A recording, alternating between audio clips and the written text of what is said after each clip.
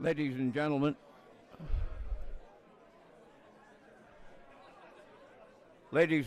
would you please rise for the entrance of our head tables?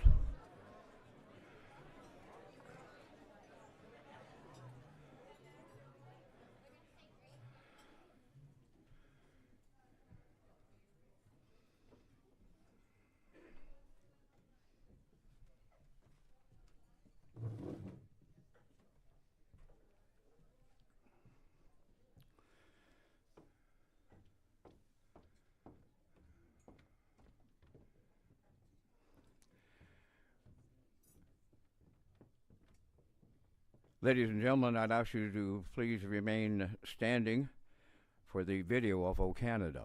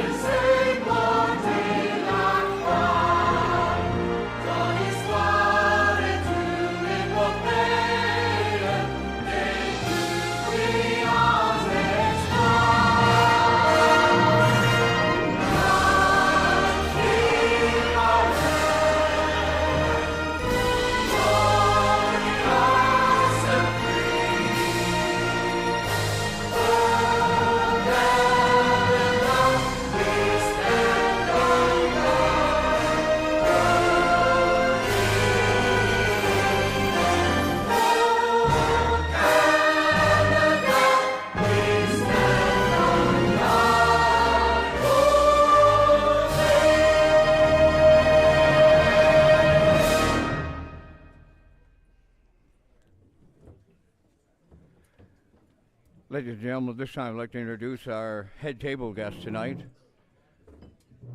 First up is the Honorable Jill Burridge, Minister of Finance, Minister in charge of harness racing. Then we have Shannon Sugar Doyle. He's our guest speaker tonight, and he will be entertaining.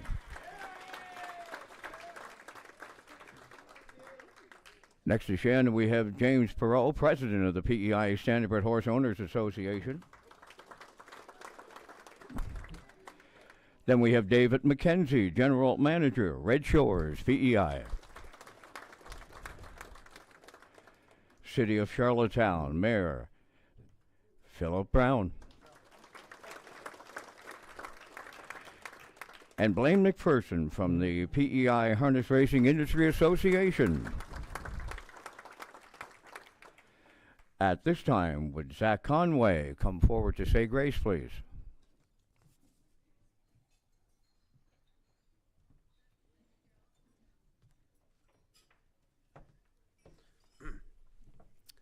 All right, let's all bow our heads in prayer. Dear Heavenly Father, thank you for bringing us all here together to be able to celebrate our past season and all of the people who have stood out in this sport that brings us together. We ask that you keep our equine athletes and our participants safe for the next racing season, and that everybody has a prosperous upcoming breeding season. And we ask these things in your name. Amen.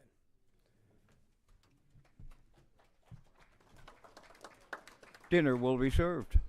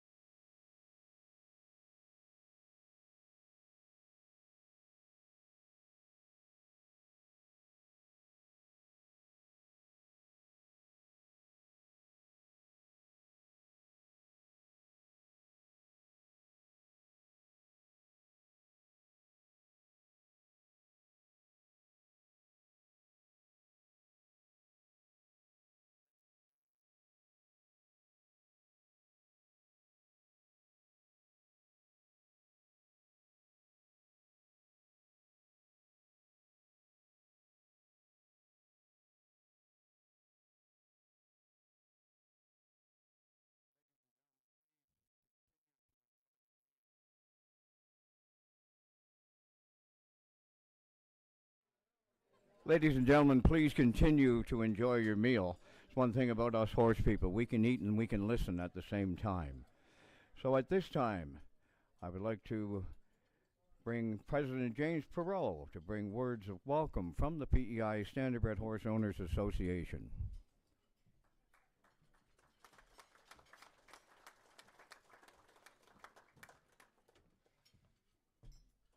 It won't take very long, Vance. It's first of all, I'd like to thank everybody for coming out. It's a big turnout. I was talking to Shannon there and some of the other dinners we've been to, 125, 130 people, and for us to put 225 together here in the room is quite a feat, and it just kind of shows what harness racing and PEI is and the input that you all have in it.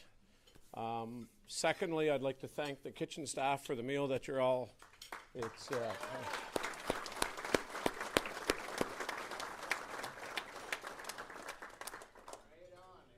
a great meal. A lot of familiar faces, a lot of young faces, which is great in an aging industry, sport.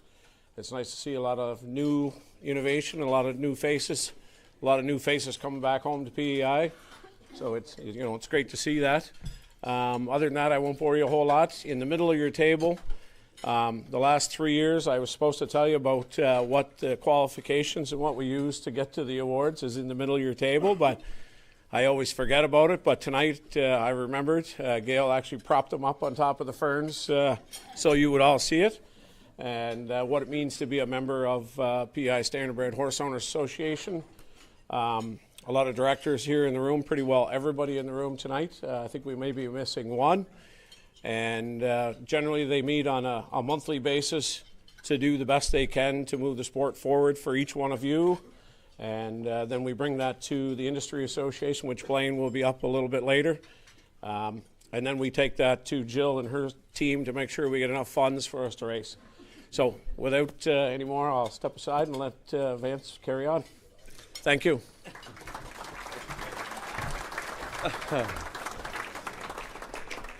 At this time, it's our pleasure to welcome Finance Minister and Minister responsible for harness racing, Jill Burridge, to bring greetings from the province.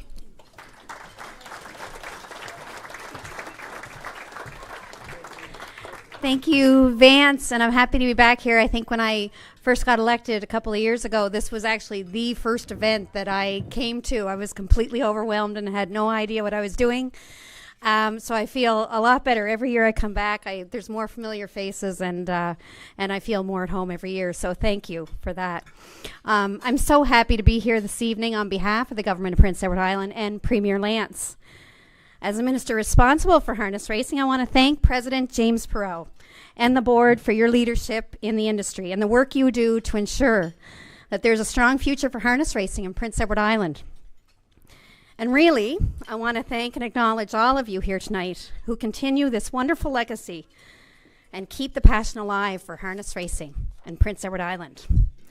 I want to assure you that our government recognizes the important role harness racing plays in our provincial economy, particularly when it comes to agriculture and tourism.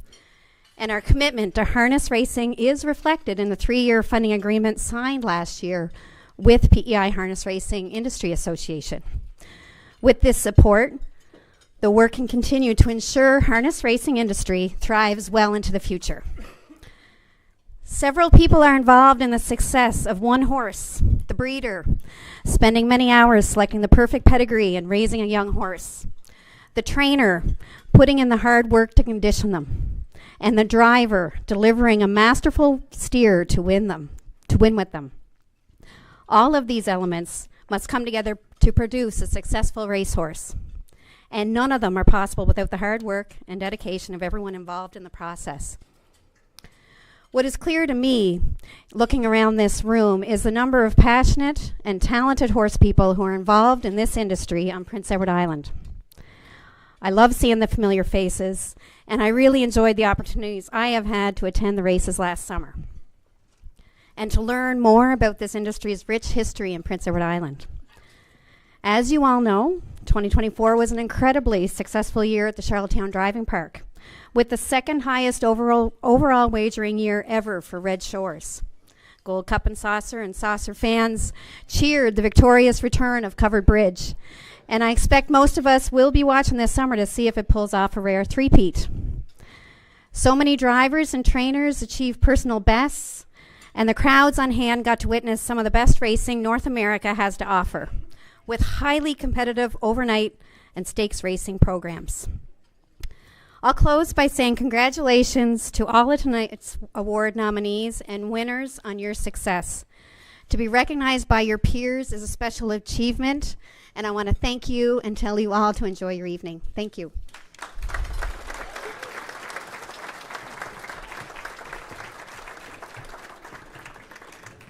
Now, ladies and gentlemen, would you welcome from the city of Charlottetown, here is Mayor Philip Brown.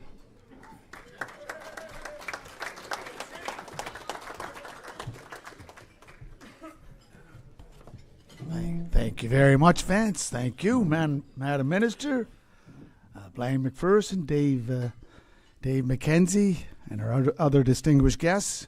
Greetings, everyone. Good evening, and I'm so honored to be here to represent our great city of Charlottetown.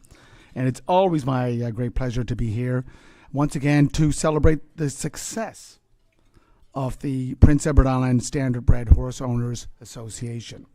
So tonight, on behalf of myself and City Council, I want to acknowledge our appreciation of the sport that you have all worked very hard to sustain and to elevate here in Charlottetown, on Prince Edward Island, and in Eastern Canada.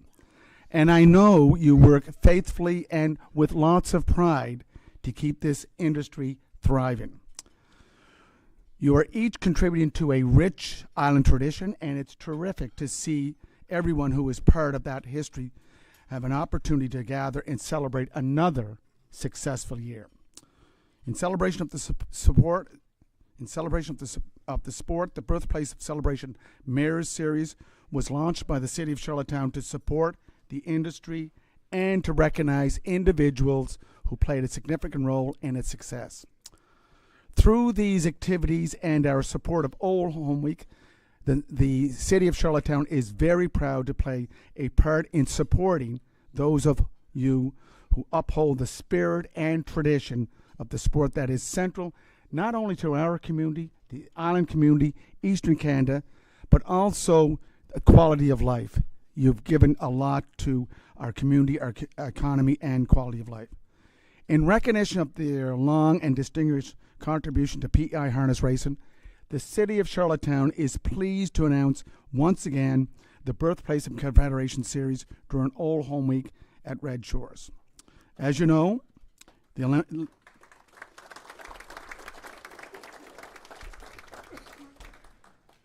eliminations will be held on Saturday, August 9th, with the final on Gold Cup and Saucer night, Saturday, August 16th.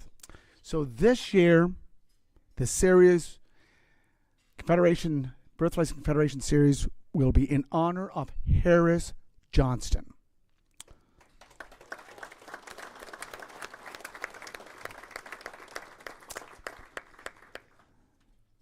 Following a career in the Royal Canadian Navy, Harris Johnston became involved in the family-owned company Johnston's Homestyle Products.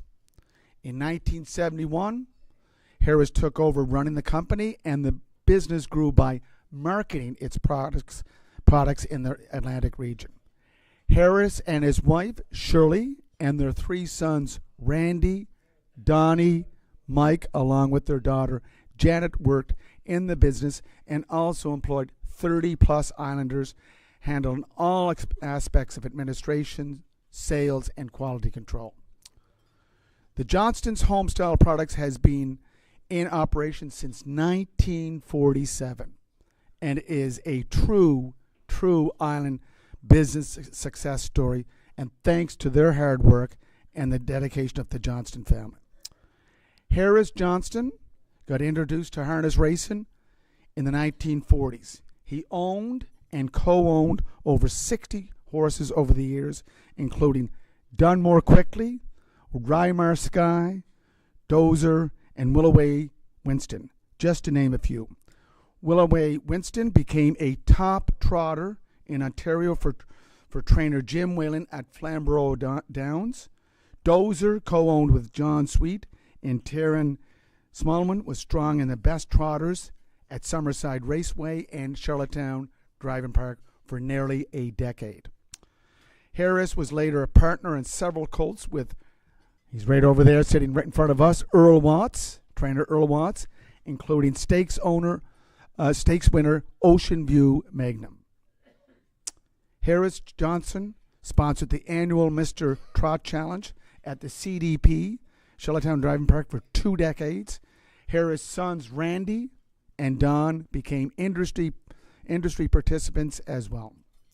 So the city of Charlottetown looks forward to the 2025 Birthplace of Confederation Series in honor of Harris Johnston.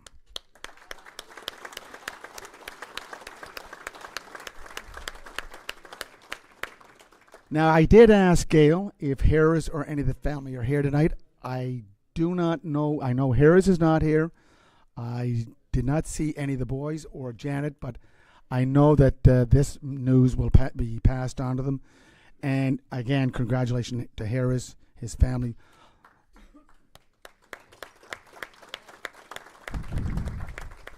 All award recipients tonight, nominees, and everyone here tonight contributing to the Prince Edward Island Standardbred Horse Owners Association and harness racing. So I'm sure the city of Charlottetown looks forward to another successful year at the CDP, and I want to say thank you and have a wonderful evening.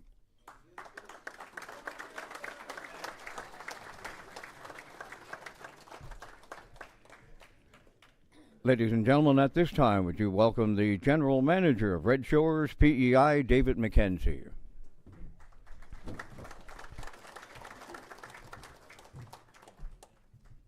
Thank you, Vance. Good evening, everybody. I'm honored to speak on behalf of my teammates at Red Shores and Summerside and Charlottetown tonight. Speaking of teammates, we have a new executive chef at O'Brien's Restaurant. I'm not sure if you've tasted his wares yet, but he's a few things. He's a great guy. He's a great chef, and he's also from Newfoundland, so he's got a hell of a sense of humor. Last week, for instance, he decided to put out on the blackboard that you put out for lunch, the daily special, he put out what he wrote on the board was called a Trump sandwich. And it consisted of 2 slices of very white bread. It was full of bologna. It had Russian dressing and a little pickle.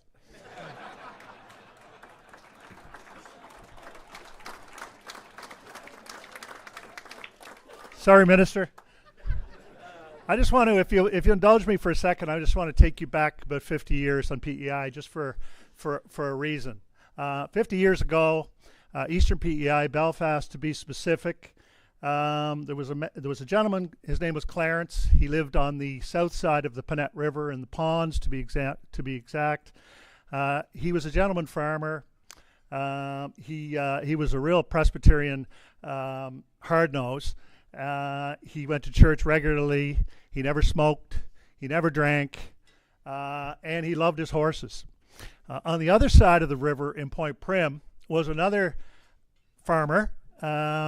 He was kind of the opposite. He loved to drink. He always had a roll-your-own cigarette in his lips. His name was William.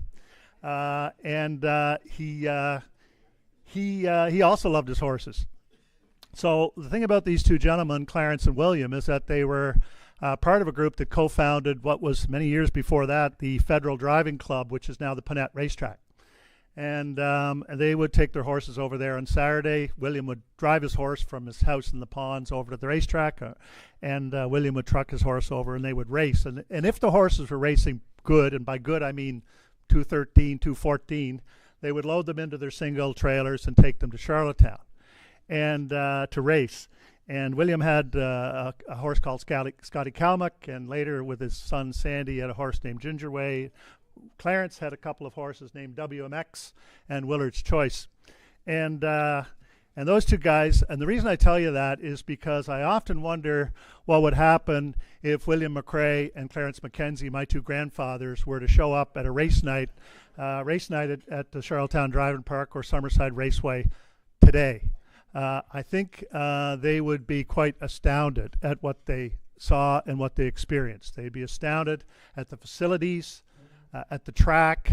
They'd be shocked at the track record sign. That'd be 25 seconds faster than Willard's Choice used to go.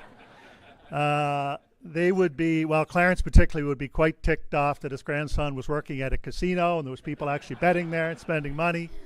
William would be quite happy. He'd be sitting at the bar looking for a seat at the blackjack table.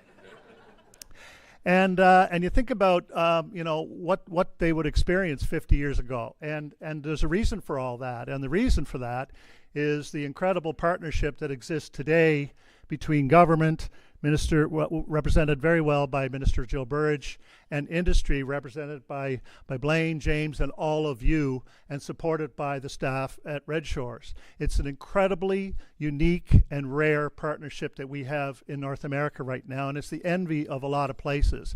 And I really think we need to think about that a lot. I know we do at Red Shores, how fortunate we are and how much of a task we have to keep it going. And so if you could picture William and Clarence, the races are over, the lights are turned off, they're kind of wandering off side by side down towards the paddock, heading for Clarence's truck. William can't drive that night. And I can imagine as they kind of stand and look back towards the racetrack that they have a smile on their face, and that they're pretty proud of what's going on in today's harness racing world and PEI.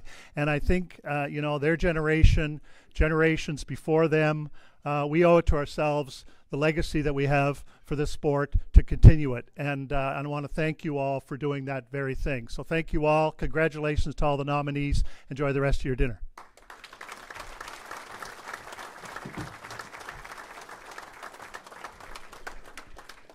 Now, ladies and gentlemen, would you please welcome from the PEI Harness Racing Industry Association, Blaine McPherson.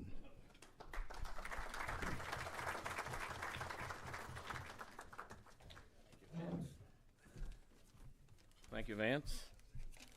Minister Jill, Mr. Doyle, James, GM David, and Mr. Brown. So we're having our meal, and Mr. Brown says, I don't want potatoes, I want rice. I grow potatoes, Mr. Brown. Just to let you know, I grow potatoes.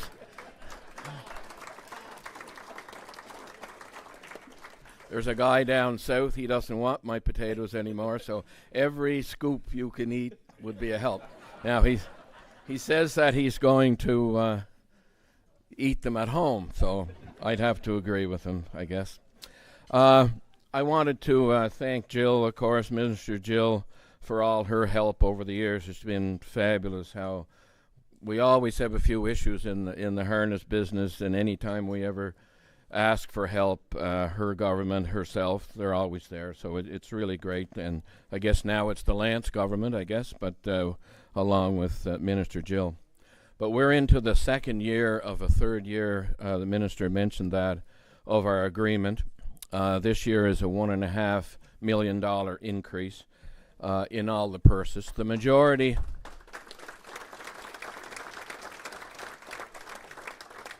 which is really, really wonderful. And we had our annual update, I'll call it, David, a week ago on Wednesday, and many of you people in the room were at that update. And, I would say we're probably the envy of the country. I mean, there's not many jurisdictions can say you've gone up $1.5 million in purses. So James is representing the Horse Owners Association and also Dina. And just through all of our meetings, as I've mentioned to you prior times, that we meet every second Wednesday or every second Wednesday of every month. And the message that you folks were giving them was that we need more money in the overnights, and which is fine. So out of that 1.5 million that is coming our way, over 1.2 is going to overnight. So that's a large percentage. And the stakes are still going up some. but the majority of the money is going to the overnight. So that's good. I think we'll probably have our feature will probably be 5,500, somewhere in that area, and I think that gets us up to about 46,000 per race card. So it's a fair bit of money, and I think it's really, really going to help the business. Another thing that we've just finished, was an economic impact study. And we thought on our group, that we should do an economic impact study. There's been a number of them done over the years. Some of them were just fair. They didn't really go into depth. This group really went in depth. They even went to the other provinces in the Maritimes to talk to them about harness racing, and it's come out quite favorable. It's increased a lot. We're in like 35 million provincially, 95 million federally. Helped out a lot on GST or HST, that kind of thing. We thought it was a good idea that if there is issues, people are asking about, money coming from the government going into harness racing, is there good value in that? And I think that economic impact study shows that.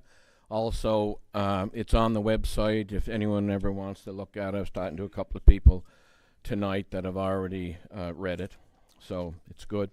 Our next project is we've had 224 foals that we paid the little foal bonus that we pay $250 every year, and that's increasing. It's increased from like $150 about 6 years ago. So that starting to run out of room. How's he doing, Donnie? No good tonight. Okay, going the wrong way. Know the feeling. So anyway, what we decided to do, we're going to do a study on a training center, and this request for proposal is going out, and it was great that Mr. Murphy and the McDonald's have bought the Meridian facility, and that's going to be a big help. Probably 30 stalls or so. That'll really help this fall. But we'd like to do the study. What is it going to cost? Does it make sense? Are we big enough to have a standalone training center? So we're going to start that right away. We're down the road there. Julie's is working on that, and Julie does a great job. And Zach is with us full time now too, which is great. It's just there's more and more things that we're doing all the time. So. Also, we got two. It's really great. Our breeding has increased. It's great to see our two local horses in the preferred tonight, and congratulations to those guys. It's great. Yeah, hope you win. It was kind of unfortunate last week that the weather didn't help there to get that magic horse raced. But anyway, that's the business. That's business. Anyway, congratulations to all the winners tonight. Thanks very much.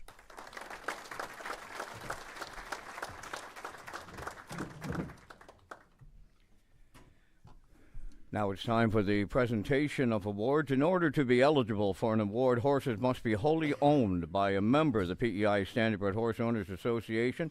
2- and 3-year-olds must make at least 5 starts in the Maritimes during the year.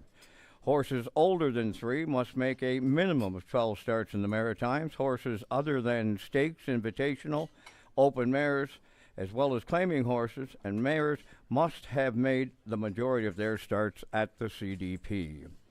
Horses in each category are awarded points based on number of wins, percentage in the top 3, and earnings. Maritime races only are used in the calculation of these points. The horse with the highest point total is the award winner. In the event of a dead heat, the fastest winning time is used to determine the winner in that category. The same system is used when comparing the category winners to determine Horse of the Year. And our first category, sponsored by All-Star Cresting, is the 2-year-old Trotting Colts. 2-year-old Trotting Colts, sponsored by All-Star Cresting. The nominees for 2-year-old Trotting Colt of the Year are Fire the Rocket, In Harmony, West River Jet, Little Arrow. And the winner is West River Jet, owned by Haley McDonald. West River Jet certainly gave owner Haley McDonald a racing season to remember with 6 wins and over $54,000 in earnings. The colt, driven by Haley's father, Kenny, and trained by her mother, Claire, was in the top 10 of his 11 starts. All-Star Cresting Trophy will be presented by Amber Campbell.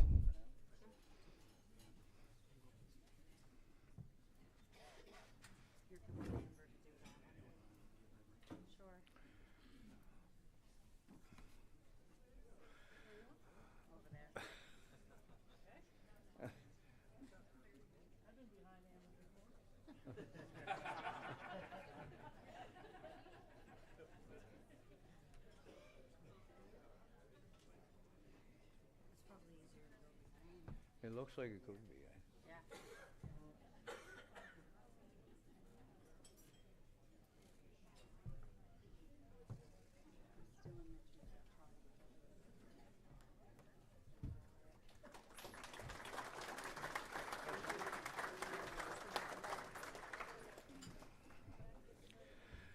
Next division, 2-year-old trotting fillies.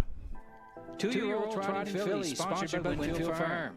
The nominees for 2-year-old trotting filly of the year are Supreme Rocket, Ocean View Rumors, Ocean View Nikki, Dusty Lane Kahlua, Magian Mystery.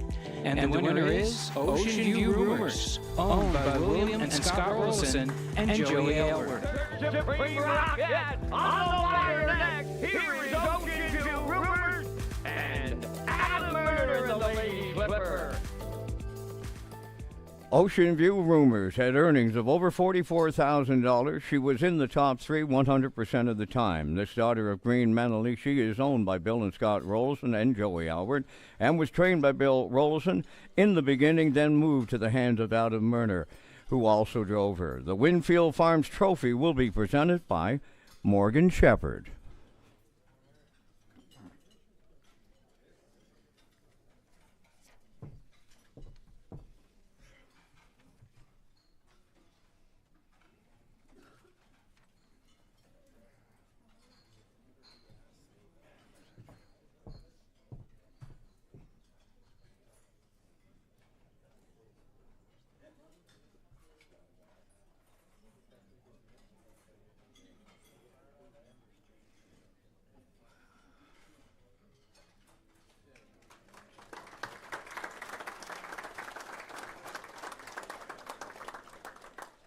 Next category, 2-year-old pacing colts. 2-year-old pacing colt, sponsored by Simtrack Printing Graphics, Inc. The nominees for 2-year-old pacing colt of the year are Fill My Beer, Rosetown Eclipse, One Wicked Man, Here on Earth, Starship SLX, Prince Malicious. And the winner is One Wicked Man, owned by James Perot. One wicked man, as they are in deep stretch now, and here's one wicked man to make wicked gold for Kenny Arsenault opens up. One Wicked Man was in the top 3 88% of the time, winning 5 of his 8 races and banking over $40,000. This talented 2-year-old, owned by James Perot, trained and driven by Kenny Arsenault. The Syntrack Print and Graphics Trophy is presented by Charlene Cipher.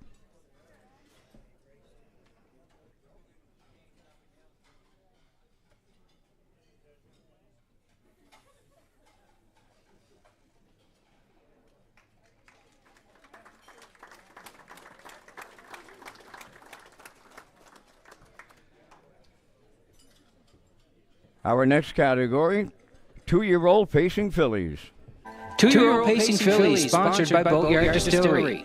The nominees for 2-year-old pacing filly of the year are Jeffetica, Lauren Valley Live, Salisbrook Inferno, Bad Girl Bridget, Tall Dark Latte, Windermere on the Line. And the winner is Bad Girl Bridget, owned by William Lanigan.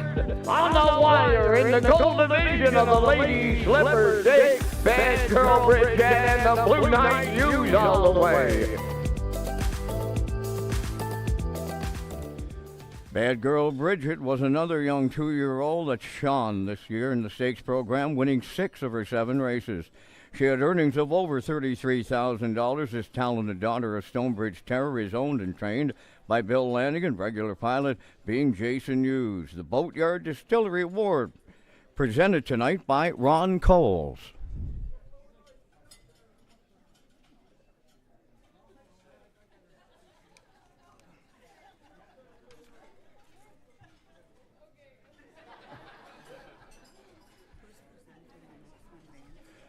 Blaine McPherson.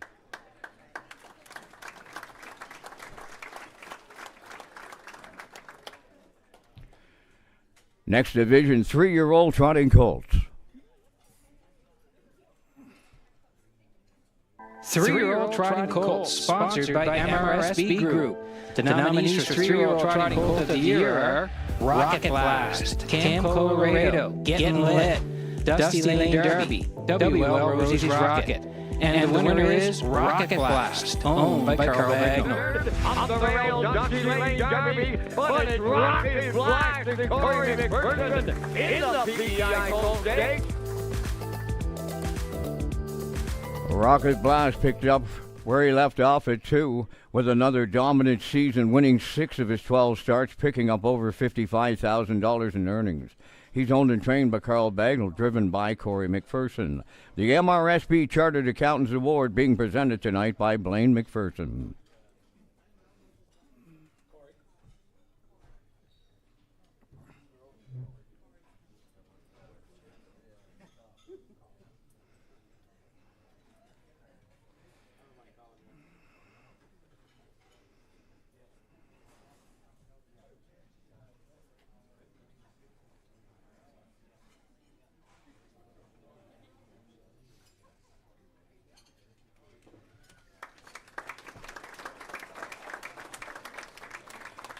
Our next category, 3-year-old trotting fillies.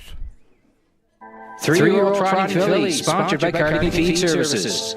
The nominees for 3-year-old trotting filly of the year are Getting Tipsy, Dusty Lane Wee, Ocean View Daisy. And the winner is Dusty Lane Wee, owned by Gary McDonald and Ronnie Gass. They're in deep stretch now. Dusty Lane Wee here. Welcome to Markel Lady Gander in Charlottetown. Dusty Lane Wee in the Lady Slipper. Dusty Lane Wee had earnings of over $44,000, 5 wins for owners Gary McDonald and Ronnie Gass, trainer Lenny Mars, regular pilot with Mark Campbell. The Cardigan Feed Service Trophy being presented tonight by Mary Grant.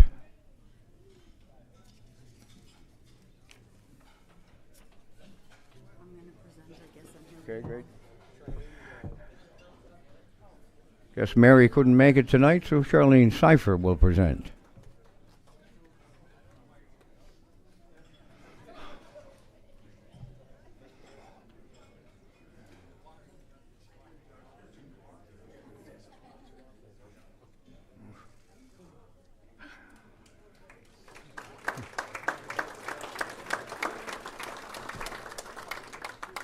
Now let's have a look at the Glamour Boys 3-year-old pacing colt sponsored by Woodmere Farms.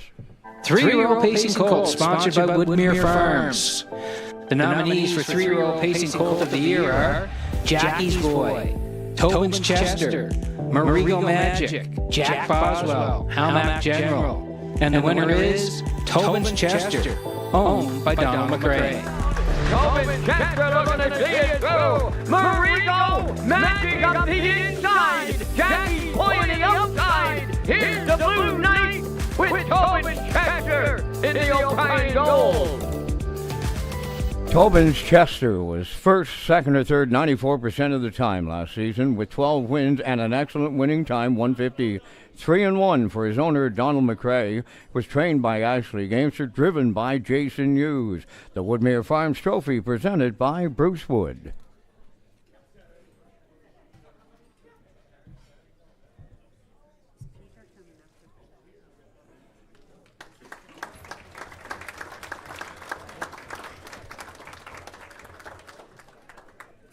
Now the nominees for 3-year-old pacing fillies. 3-year-old pacing fillies, sponsored by Metro Home Building Center. The nominees for 3-year-old pacing filly of the year are Fernhill Indigo, Chip of Evil, Zendaya's First Lady, Galway Girl, Dusty Lane Dixie, Diamond Girl. And the winner is Galway Girl, owned by Kent and Bernard McDonald and Jacinta Campbell. Galway Girl, Zendaya's First Lady, off the 2-hole ride, deep straight. Now, here's the wire. Galway Girl captures the Atlantic Breeders' Crown Championship Final 3-year-old filly pacers. Galway Girl came in on top in this category with over $58,000 in purse earnings and 7 wins. She was in the top 3 79% of her starts, owned by Kent and Bernard McDonald along with Jacinta Campbell.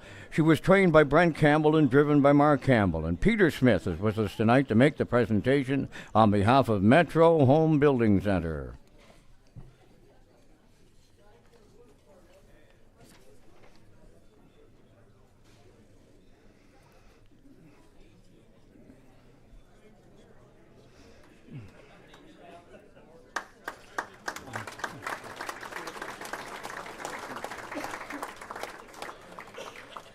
Now the nominees for Claiming Horse of the Year. Claiming Horse, sponsored by Agro Co-op. The nominees for Claiming Horse of the Year are Luckiest Man Alive, First Glance, Elroy Shiner, Bacon on a Biscuit. And the winner is Elroy Shiner, owned by Frank Sweet. Deep stretch now, Elroy Shiner almost there. Elroy Shiner got there to double up Brady Street and your bone. Elroy Shiner, with his 18 wins, was in the top 3 86% of the time, banking over $27,000 for owner Frank Sweet. He was trained by Jeff Holmes and driven by Frank's grandson Brady Sweet. The Agri Co-op Trophy presented by Cam McPhee.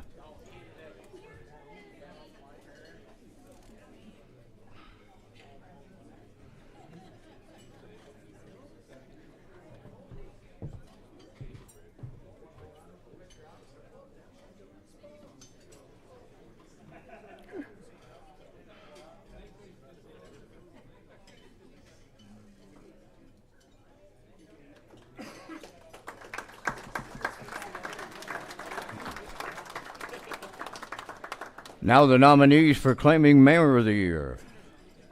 Claiming Mare, sponsored by AKH Equine Transport. The nominees for Claiming Mare of the Year are Woodmere Royal Lily, Outrageous Style, Elm Grove Mistress, Woodmere Heather M, She's Rockin' Fame. And the winner is Elm Grove Mistress, owned by Danny Bird. Down the home stretch now, and this is Elm Grove Mistress. She'll triple up the Blue Knight Station News wire to wire.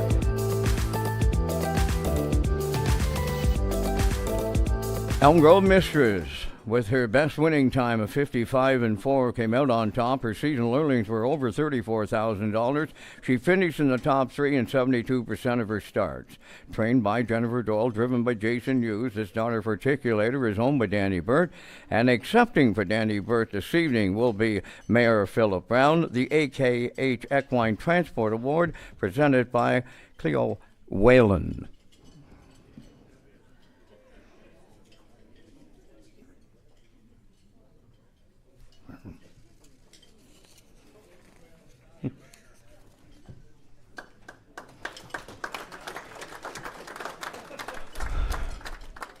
Now let's take a look at the Age Trotting Horse.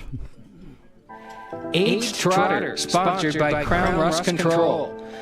The nominees for Age Trotter of the Year are Irish Ray, Ocean View Miley, Tequila Tuesday, New Legacy, Glider Man. And the winner is New Legacy, owned by Danny Bird. New Legacy looking to extend his winning streak. He's all alone here with Dowling. It's New Legacy. Give him 4 in a row. David Dowling drives. New Legacy has proven to be a consistent trotter over the last number of years. He had 11 wins and earning close to $39,000 this past racing season. For owner Danny Burt, trainer Jen Doyle, accepting for Danny Burt this evening will be Blaine McPherson, and the Crown Rust Control Award is presented by James Perot.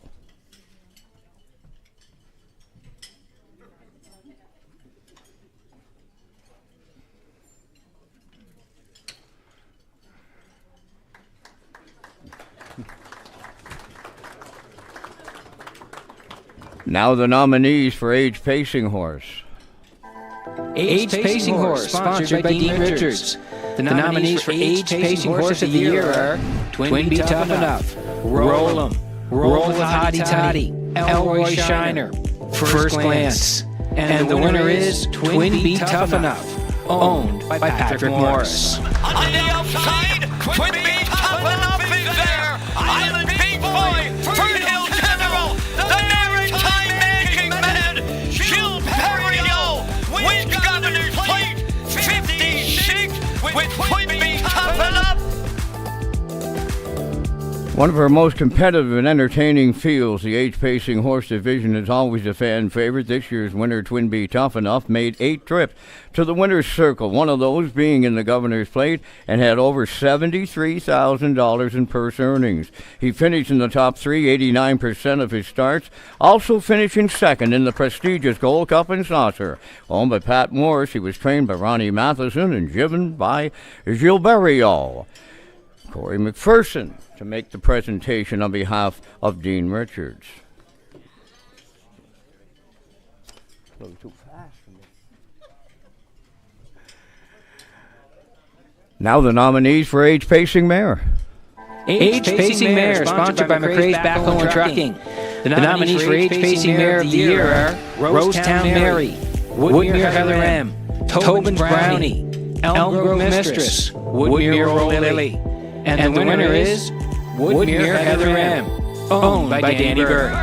Deep strength now. Here's 5 in a row. Woodmere Heather M and David Dowling on the line. Woodmere Heather M, owned by Danny Bird, at 16 wins, over $30,000 in earnings. She was in the top 3 87% of the time, was trained by Jen Doyle, driven by David Dowling, and accepting for owner Danny Bird this evening is David McKenzie. The McRae's Backhoe and Trucking Award will be presented by Donnie McRae.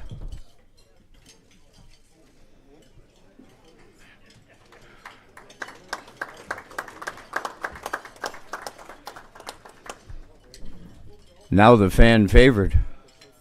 Fan Favorite, sponsored by Charlottetown Vet Clinic. The winner of the Fan Favorite Award is Hemingway, owned by Abby Clough.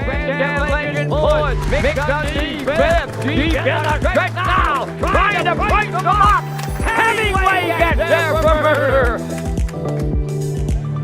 This award recognizes horses who have had a long racing career and are one of those horses that people just love to cheer on. Tonight, this award is going to a horse that is going into his final year of racing. He has earnings of over $156,000 and has given not just the fans but his owners many thrills and great memories. Then the 2024 fan favorite goes to the son of Well Said, Hemingway, owned by Abby Clough, and Dr. Colleen Dickey makes the presentation.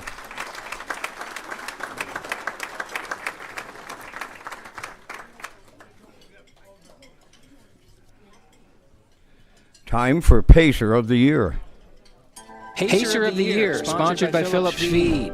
The nominees for Pacer of the Year are One Wicked Man, Bad Girl Bridget, Tobin's Chester, Galway Girl, Woodmere Heather M, Twin Be Tough Enough. And the winner is Tobin's Chester, owned by Donald McRae. Deep stretch now. And Tobin Chester, a going away winner for the Blue Knight Utes.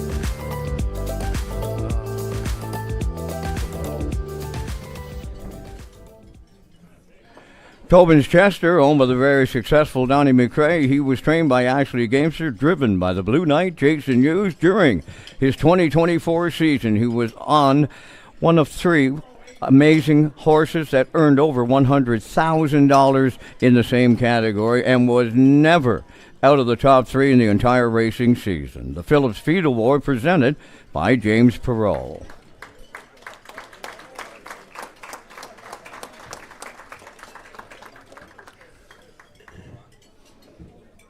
Now the nominees for Trotter of the Year. Trotter of the Year, sponsored by Kenmac Energy. The nominees for Trotter of the Year are West River Jet, Ocean View Rumors, Rocket Blast, Dusty Lane Lee, New Legacy. And the winner is Ocean View Rumors, owned by William and Scott Rollison and Joey Elbert. What a night for the Rollison here! It's Ocean View Rumors for having murder all the way in the PEI Gold Stakes. Ocean View Rumors with winnings over 44,000 and was in the top three 100% of the time. For owners Bill and Scott Rollison and Joey Albert, trained by Bill Rollison in the beginning, moved into the hands of Adam Murner, who also drove the filly. The Ken Mack Energy Award presented by Ron Coles.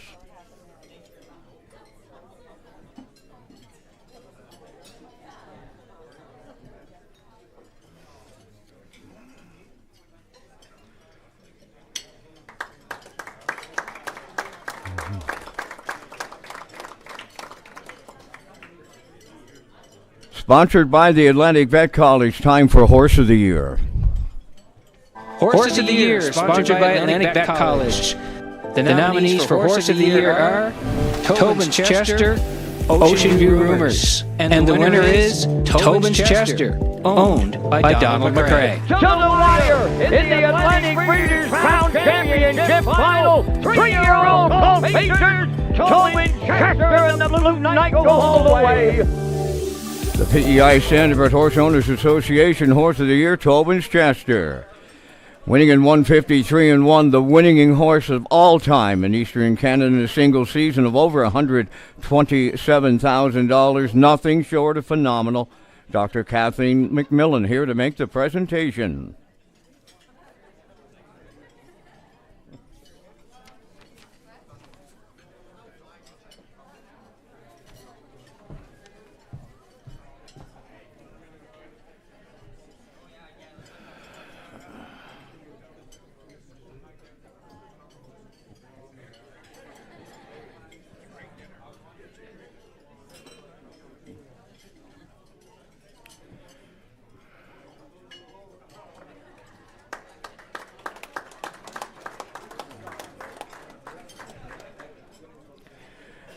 Ladies and gentlemen, as we move next part of our banquet to the PEI Horse Owners Association, are pleased to welcome one of our very own horsemen who watches the races from a different perspective.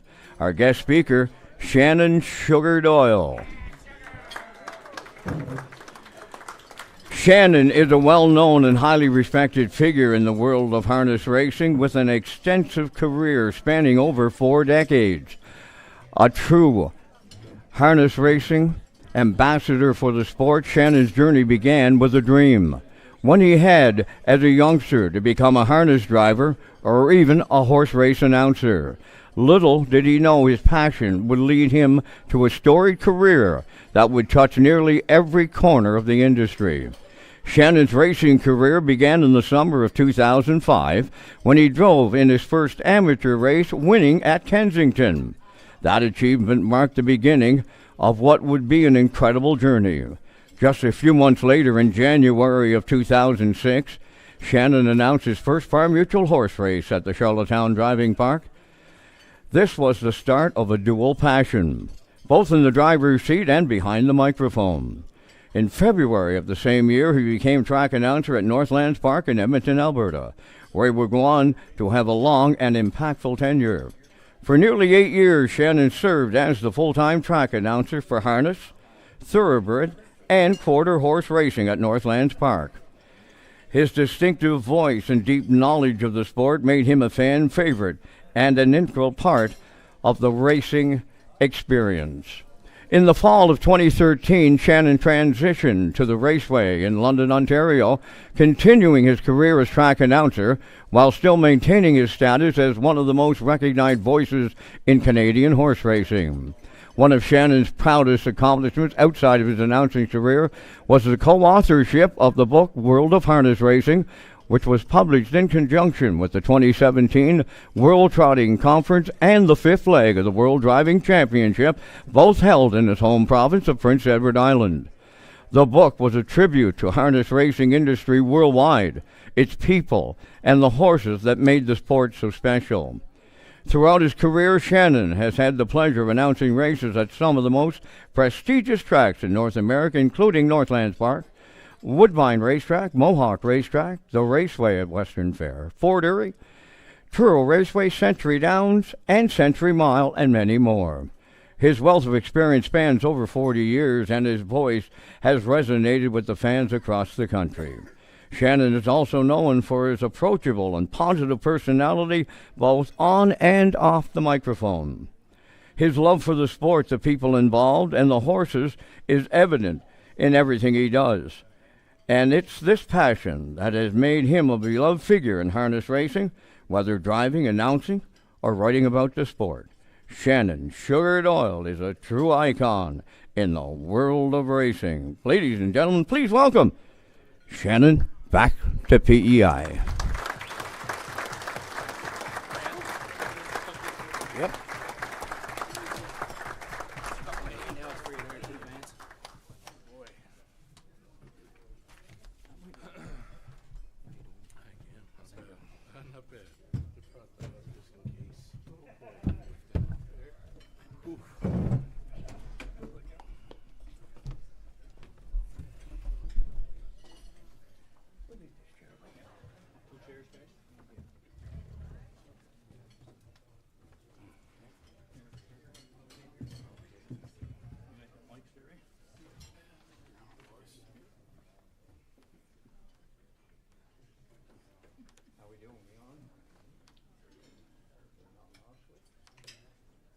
Turn them on from here? Check, check.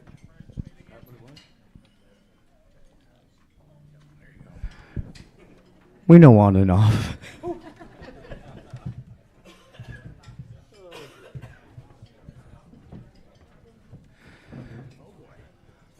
Oh boy. This is where we really get stuff, big fella.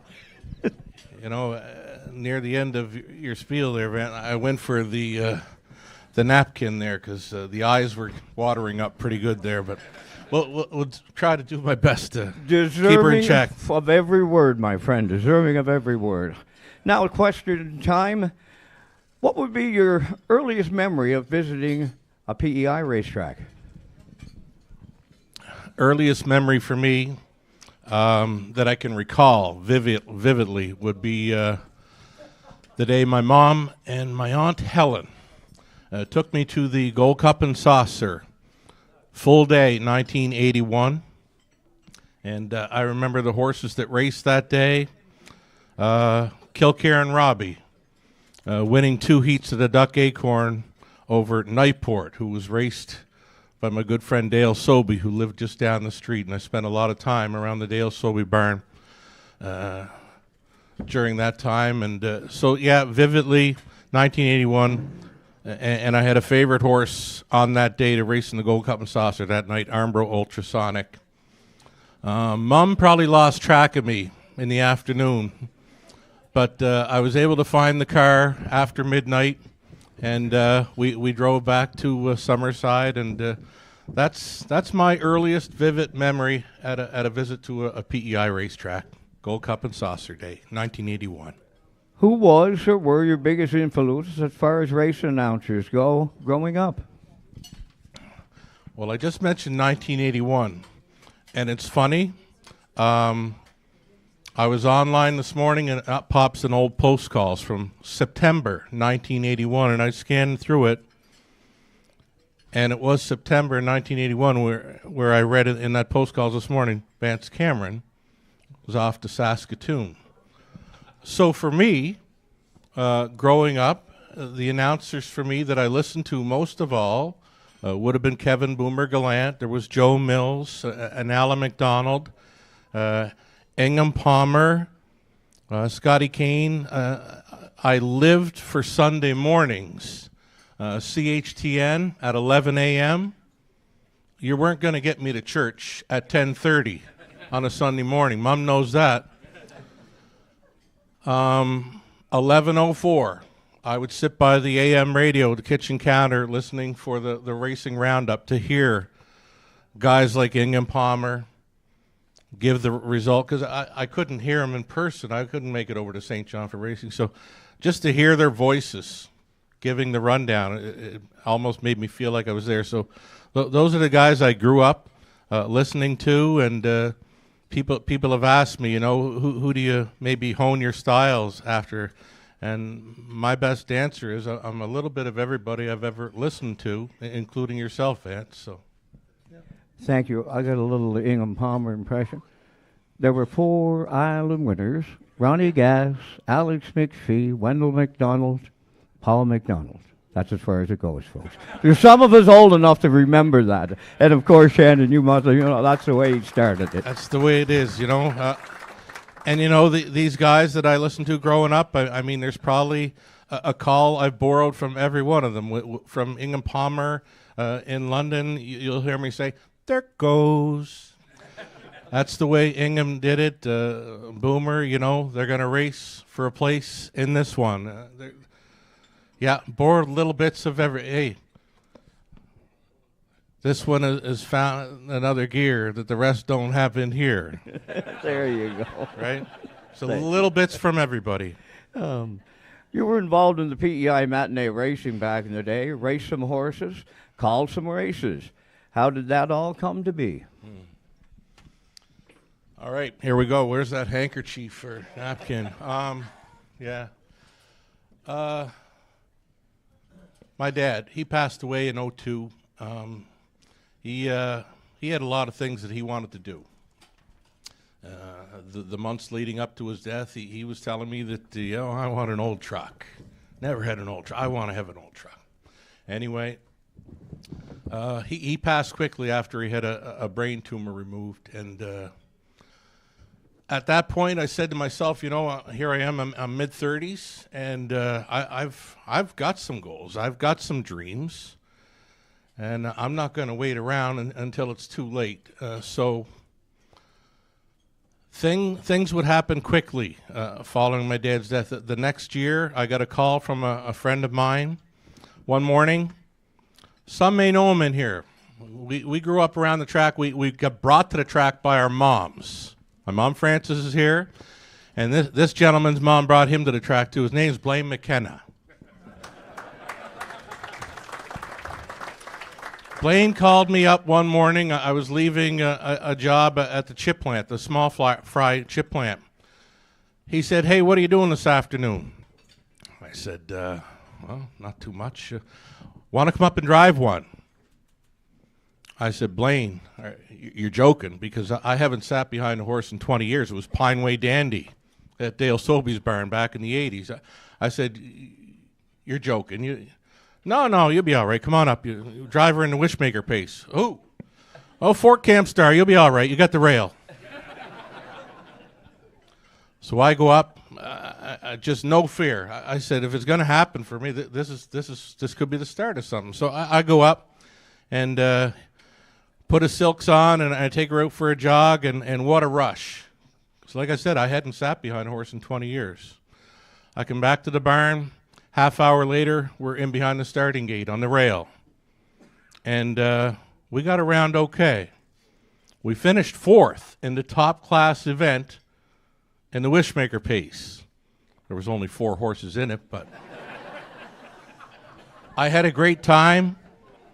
I said, this is it. This is what I got to get doing again. I got back around Dale Sobey's barn the next summer, and he had a nice barn, horses like Good Cheer, Bayvent Mad Dog, Basin View Albert, and I lived for getting out around Sobey's barn through the day and helping out. Never got to jog Basin View Albert, but he had a hell of a summer that year, and I looked forward to watching him jog, watching him train, because after he came in, I made sure it was me that took him to the bath stall, and he got a rub down like you wouldn't believe. He liked me.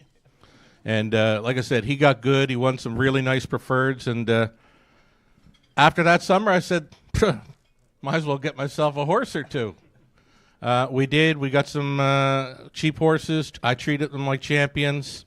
Did a lot of matineeing the summer of 2005. And like you said, picked up a win at Kensington RB's Cash. I was on the lead that day. Pat Murphy, the late Pat Murphy. He come to me at 3/4. I thought he was going by, but he said, just put the whip down at her tail. And I did, and she took off, and he said, "Go get it, kid." That was my first and only win in matinee racing. So,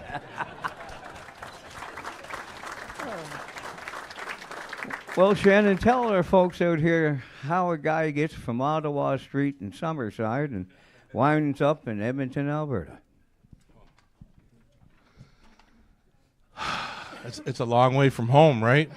And I didn't know really anybody in Alberta. Nobody certainly knew of me. There's a racing website online called Harness Driver. I spent a lot of time on that. Maybe some in the room here would too. Maybe they still do. There would have been a topic during the winter of 06, and there was a topic in the Western Forum saying, who's going to call the races at Northlands Park? And that just hit me. Funny, I use that in a race now and then. So yeah, I got hold of a friend from out that way. He put me in touch with the race secretary. They put me in touch with race management. My first ask was, are you actually still looking for a track announcer? They said, we are. Asked about my background, and I said, well, I've got 25 years experience of being around horses. But I said, I've never called any pari-mutuel races. I've done some what they call matinee racing in Prince Edward Island, the suites, Claire Suite, Ralph Suite, looking for an announcer one day in an O'Leary, and I filled in a bit there, and I thought I could do it. So I sold myself like a car salesman over the phone to these guys in Alberta, and they said, tell you what, we enjoy your enthusiasm here in this phone conversation. If you can get to a track somewhere, get a race on tape, a VHS tape, right, back in the day, mail it to us, we'll give it a listen, and we'll go from there. I likely approached you, Vance Cameron, and told you about the deal, and you were kind enough to loan me the mic, and I still remember that day you asking, now, if you got this job, would you actually go? I was working then at the tax center, Revenue Canada, in Summerside. I said, hell yes. I mailed that tape out. Charlotte's Hit won the race. I think Danny McDonald, and that was the only race I called on a pari-mutuel race. Sent the tape out. The phone rings a few weeks later, and Mom is answering the phone. And she said, Shannon, I think there's a guy from Alberta on the phone wants to talk to you. And my heart just sank. They're just, he's calling to be nice. Shoot me down. I got on the phone with Kevin Beam. He said, Sugar, hey? I said, yes. Tell you what, we listened to your race. We love your enthusiasm. We can tell you're green, but we like what we heard, and we're going to give you a shot. Well, congratulations, because it was a shot, and it started a career that's going to last a long, long time, my friend. I was only happy to be just a little piece of that, the beginning of it. Harness versus thoroughbred. Tell us the difference. There is a big difference. For me, growing up with harness racing, I could spot a horse across the street, Northumberland Street, and I'd be in the parking lot of Cal Stadium, and I know who that horse was without a number pad on. My Ronahan friends would tell me, yep, Shannon knows. Yeah, there's no number on him or nothing, but I knew those horses pretty good. But with a thoroughbred, funny thing about these thoroughbreds, how I got the job to call thoroughbred, I didn't even know how to read a thoroughbred program, and I was calling them in the race. I'm serious. The first and only thoroughbred I saw before going to Alberta was in Charlottetown when he beat Ben Johnson. I kid you not, the only thoroughbred horse I ever saw before going to Alberta. And 2-3 years later, I'm announcing them on CTV Alberta, a $200,000 and $300,000 Canadian Derby, and wow, a lot more prep work involved with calling thoroughbreds. There's a lot more focus, a lot more doodling, coloring up a program just to make sure, right? But I enjoyed the challenge, big challenge, but harness always came easy to me. Okay, the move to London in 2013. How did that come about? Got a call from Greg Blanchard, and he said, have you ever thought about moving closer to home? And I said, Greg Blanchard, you couldn't have called me at a better time. Northlands Park, had unloaded plenty of management in the few years leading up to my departure there. The writing was on the wall, and we all know Northlands Park closed up a few years after I left. I drove across the country from Alberta to London, and I showed up during the fair and met up with Greg Blanchard in the center field, and we shook hands, and it's been that was the start of a great friendship. And I never really knew Greg a lot from Prince Edward Island, other than, you know, he called some races Summerside, and we'd know each other crossing paths. But that move to London,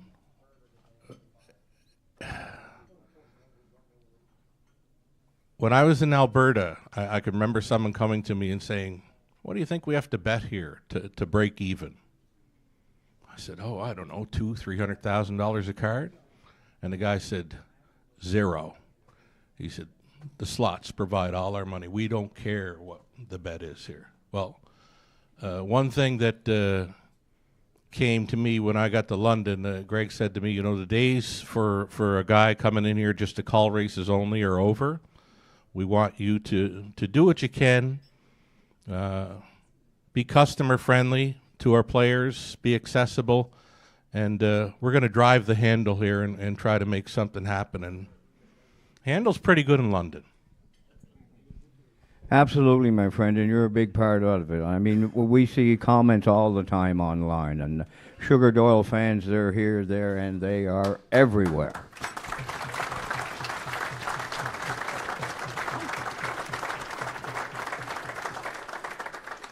Talk about your number one or your favorite race call over your 19 years in the booth. I had a favorite back in Edmonton, 08 Taj Mahal, winning 150 and 3 as a 10-year-old. It was matching a world record at the time. But the first big race I called in Ontario was in May of 2014. It was my first Molson pace. And me being in Alberta, only being able to hear of the horse Foiled Again, never got to see him in person, never thought I would see him in person. Foiled Again was coming in for that big race. There were other big names like a State Treasurer and PH Supercam and Apprentice Hanover. And I thought to myself, how lucky am I? I want to go down to the barn. I want to meet Foiled Again face to face. I did prior to the races.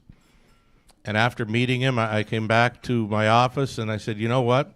This could be a one-shot deal for me. Calling Foiled Again in a race, seeing him in person. I don't like the script race calls because, as you know, anything can happen in a horse. As we all know, anything can happen in a horse. To me, calling Foiled Again, I wanted something special for him. I want something special for me. In my program before the race, I wrote down, "This is Foiled Again being awesome. It's awesome being foiled again." And I thought, if I get a chance to use that any point during the race call, I'm going with it. I mean, this is Foiled Again in London. So the race starts. One of my favorite drivers, Chris Christopher, who's on State Treasurer. State Treasurer's on the rail. Makes a bobble at the start. He's got a trailer behind him. I don't know how Chris did it. Chris Christopher, he directed him wide from the rail. Did not cause interference with the trailing horse. He's sitting last going to the first turn. Okay. Good job I didn't script anything early. Oh. Foiled Again's the 7-hole. He's parking to the quarter 26-1. I don't think I ever called a quarter in 26-1 in London. I said, wow, this race is going nothing like I expected. Going to 3/4, Foiled Again is on the lead, Apprentice Hanover tipping wide, and now Straight Treasurer decides to get back into it after making a bobble at the start. From last, he's now up with them. Turning for home, they're bunching up. This is Foiled Again being awesome.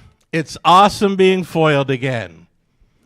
Apprentice Hanover may have him. Here's State Treasurer. And that's how it was, all three to the finish. And you know what that finish line's like. If it's close, they're tough to call. State Treasurer got up in the final strides, and that one to me, probably the best half-mile invite I've ever called. It's got to be the best half-mile invite I've ever called. I don't think we'll ever see an invitational grand circuit type horse, make a break at the start, circle the field on a half-miler and win it. That was State Treasurer. State Treasurer, owned by Paul and Sally McDonald of Prince Edward Island, trained by Dr. Ian Moore of Prince Edward Island, driven by one of my favorite drivers, Chris Christopherou, caretaker, Tisha Symes of Nova Scotia. Earliest lessons, Kenny Arsenault on the Charlottetown backstretch was State Treasurer. 3-time winner of the Molson Pace in London. That's, for me, my favorite race, and there's just so many reasons why. Well, you've touched on a little here, but one of our questions was regarding drivers. Is there any drivers that you enjoy calling more than others based on their style? Based on style. Drivers that I enjoy calling. You know what? Ryan DeRoche's in the room. Yeah. How's that trotter doing? Kurrod? Is that right? Wonderful, wonderful. You know, I like to cheer for the I've always cheered for the underdogs, right? I mean, there's an Alfie Carroll who I've grown to know well. His sister Angie, very nice people, and I always mention when Alfie Carroll makes front in London, you're probably not going to beat him. He's just got a heck of a set of hands, well respected. There's a Garrett Rooney as well there, Lauren House. I like my locals, my local drivers. And it's a pretty deep driver's room in London. It's not easy to come in there and win. Hey, Ryan? Right?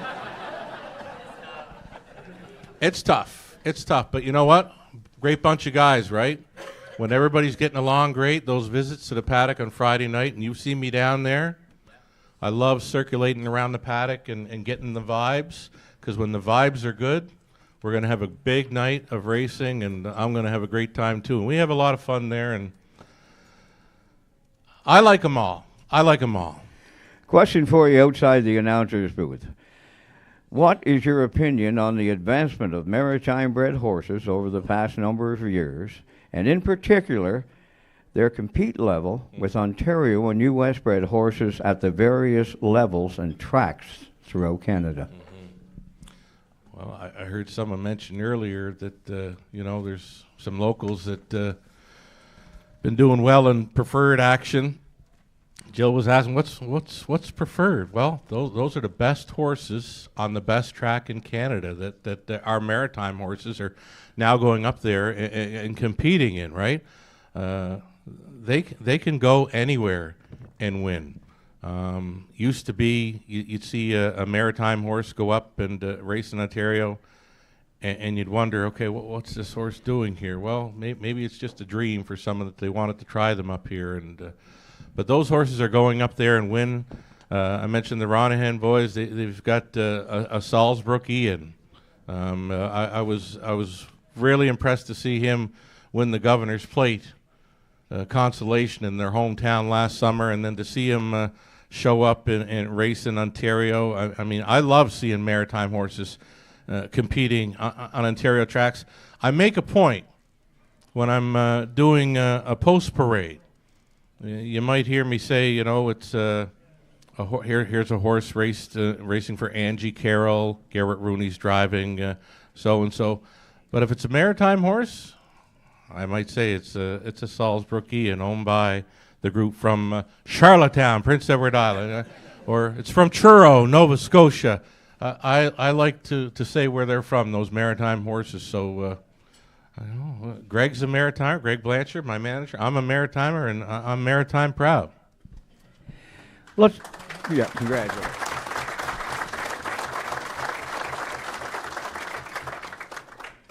Let's talk about your fastest mile that you've ever called. And I got a little one after that of my own, if you don't mind me sharing it. But I know it was carbine, 47 and a piece. Talk to me. I will. Couple of years ago, Ken Middleton was injured in a training spill. It was May or June of the year, and I was approached by the TV department at Woodbine Mohawk Park, and they said, "Sugar, we know you've got the summer off of racing, and we know you might be busy, but any chance you might be able to fill in a bit at Woodbine Mohawk Park?"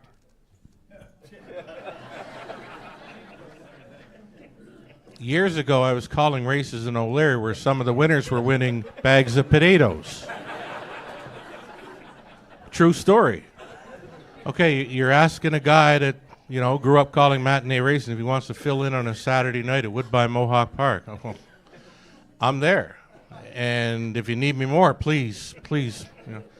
Carbine winning 147-4. Phil Hudon coming back to the winner's circle. They took a beautiful photo of him. Clive took a beautiful photo of Phil coming back, and right in behind Phil with the big smile on, he's got the timer in behind him saying 147-4. Clive made a special montage photo of that. It's hanging on my wall. A few weeks later, Churro Horse, Southside Eddie tied it 147-4. I was on the mic for that one too. So amazing that I got that opportunity to fill in for Ken, and thank God he come back and he's well. He's doing well and calling races again. But I've never turned down any opportunity to fill in at the big track. Calling on a Saturday night at Woodbine Mohawk Park, it'd be like a guy that would be calling hockey games around here in Prince Edward Island, getting a shot at Hockey Night in Canada on a Saturday night. I mean, big deal for this kid that grew up at Ottawa Street and Summerside. So, yeah. So I just wanted to congratulate. I forgot about the Southside Eddie mile on the Carbine 147-4 mile. I just wanted to tell you about one of the miles I had in the late 70s in Summerside during winter racing, where we set a world record for the slowest mile on a half-mile track at a pari-mutuel event when Junior Chapel win with Jolly Buck in 3:05. That is amazing. But you know what? I grew up in the days where those miles in 230 and 240, those old war horses in those mud puddles, and the pylons would be out 3 and 4 deep, and guys would be steering clear of the mud puddles, and old Lester Chapel would have a horse named Motocross, and he didn't avoid the mud puddles, and he'd win. Old Motocross, yeah. Talk to me about that one race out there that Shannon Sugar Doyle would like to call. Any guesses, anybody?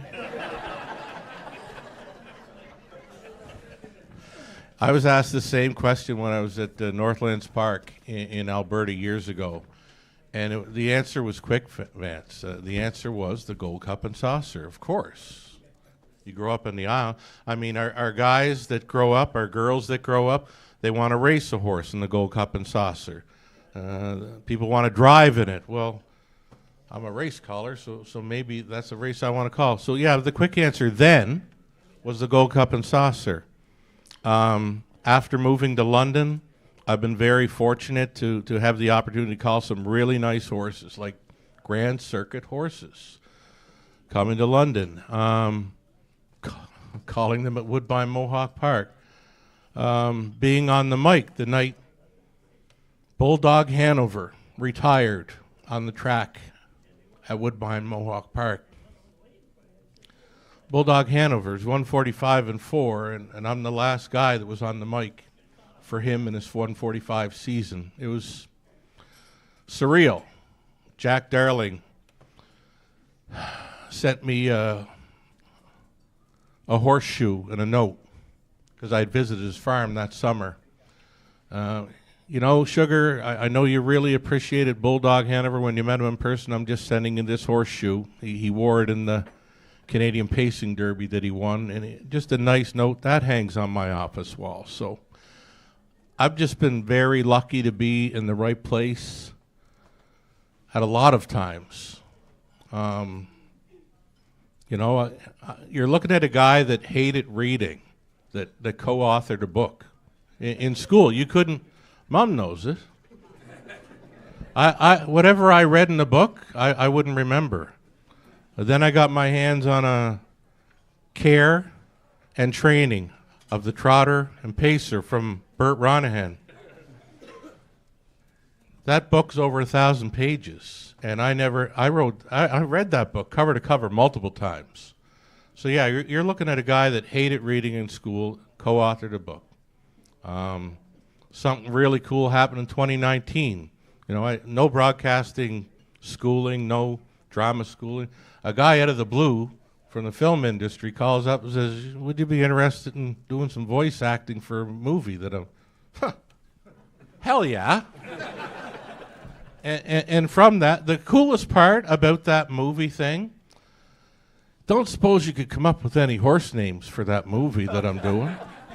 So what do? I think about family, and I think about the old days, 1981. Well, the first horse I put in there was Hurricane Pine, because Mom loved Boyd McDonald driving. That was for Mom. Another horse name that I used was Natasha Beauty. It was my uncle's best horse he likely ever had. She made the movie. Another horse name I come up with, Eric and Ace. It's for my twin grandsons, Eric and Ace. Made it an Eric and Ace. And then the last horse name I come up with, it was for my dad, Aubrey. He operated a coin shop, the Island Penny, and the last horse name I come up with there for that movie was Aubrey's Penny. So that was pretty cool.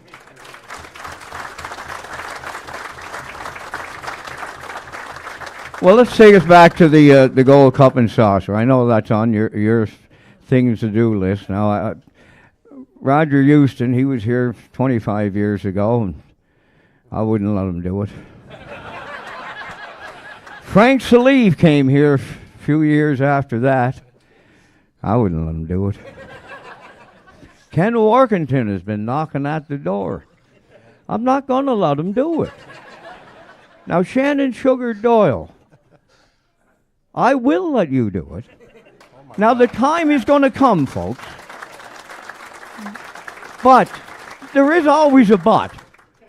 If they go 49-4 the night you got the Gold Cup and Saucer, don't come down. Ladies and gentlemen, Shannon Sugar Doyle.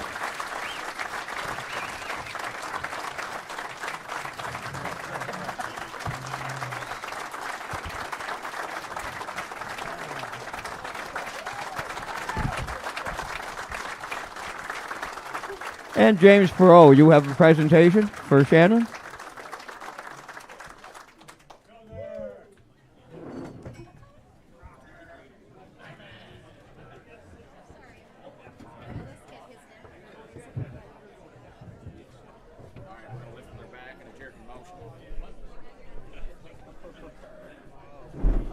See you, James.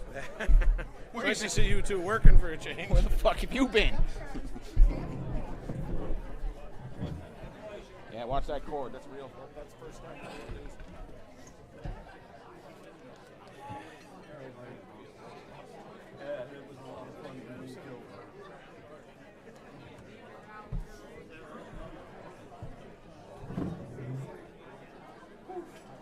We'll do it over in front of him.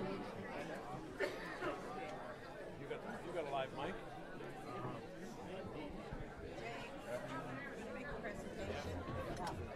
This here should be live. We may as well put it in there now, will we? Yeah. Yeah, Sure. Oh. We're gonna go over in front of the. Yeah.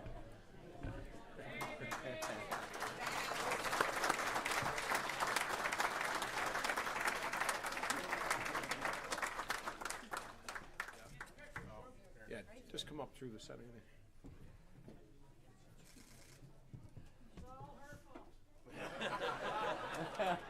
Told her that loss. Blessing or a curse that I got in the race.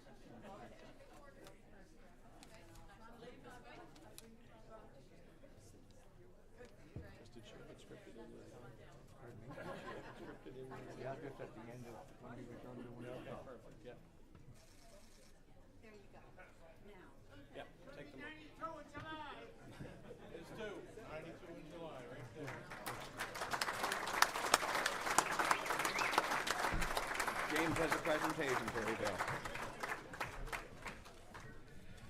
And President James Perot has a presentation to Shannon.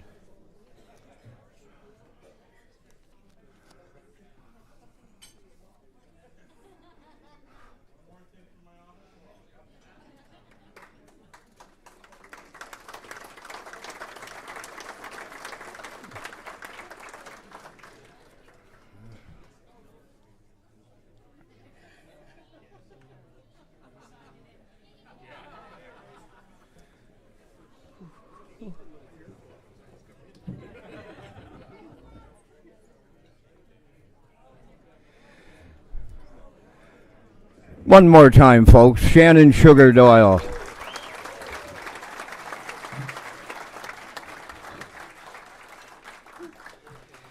Now, I could be in a whole heap of trouble from here on in, folks, as I drop my notes just before Shannon and I come up, and I hope that they're in order still. But if not, it's my fault. And before we move to our next set of awards, we've been asked to present on behalf of the Atlantic Sire Stakes program awards to the owners of the 2024 Atlantic Breeders' Crown Champions. The Breeders' portion of these awards has already been presented.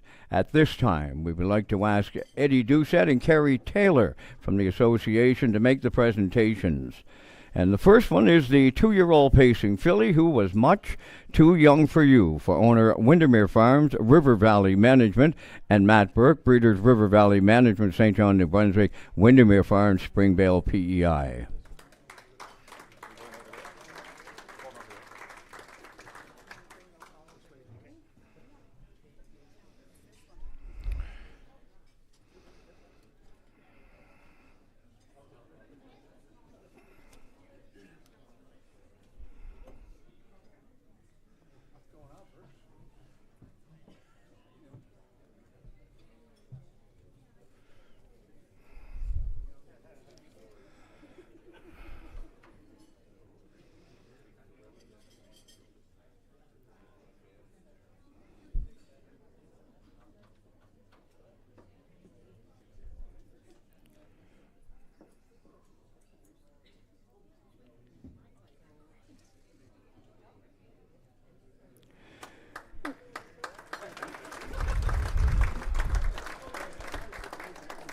Now the 3-year-old pacing colt, Tobin's Chester, for owner Donnie McRae of Vernon Bridge and breeder Wendell Williams of McNeil Mills.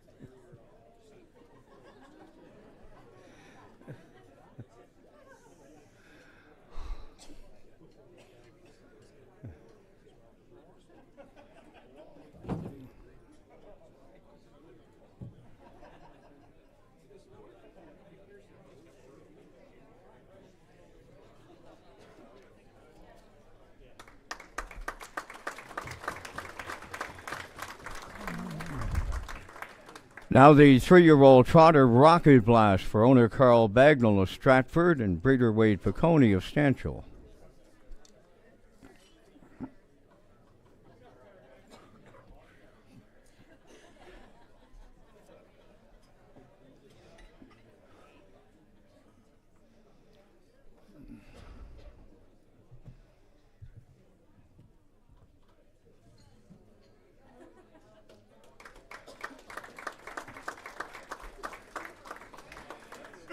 Now the 3-year-old pacing filly, Galway Girl, for owners Kenton, Bernard McDonald, Jacinta Campbell, and Brady Doyle, breeder Berkey by the Bay Stables of Brackley.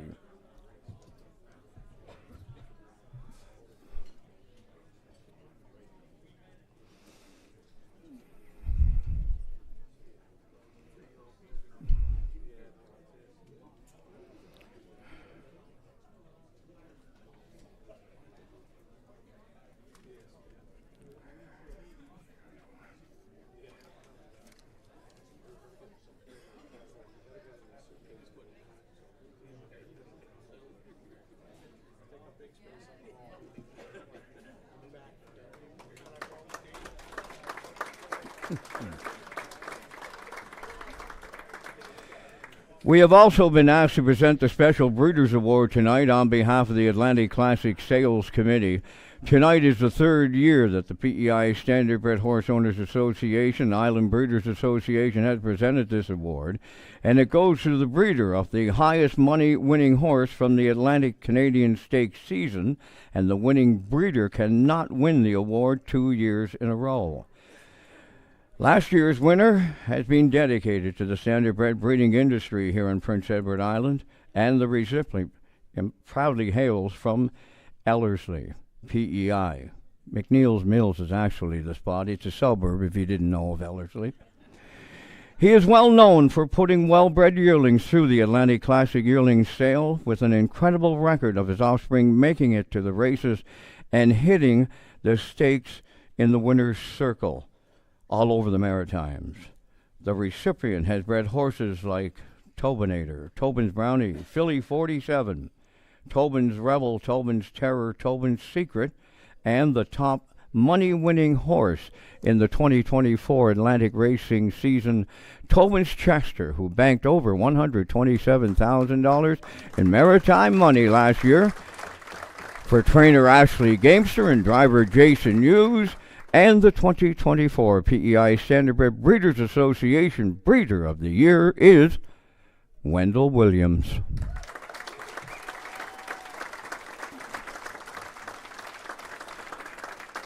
And we're asking the PEI Standardbred Breeders Association Chair Scott Rollison, Vice Chair Nick Oakes, Secretary Cam McPhee to come forward to present to Mr. Williams.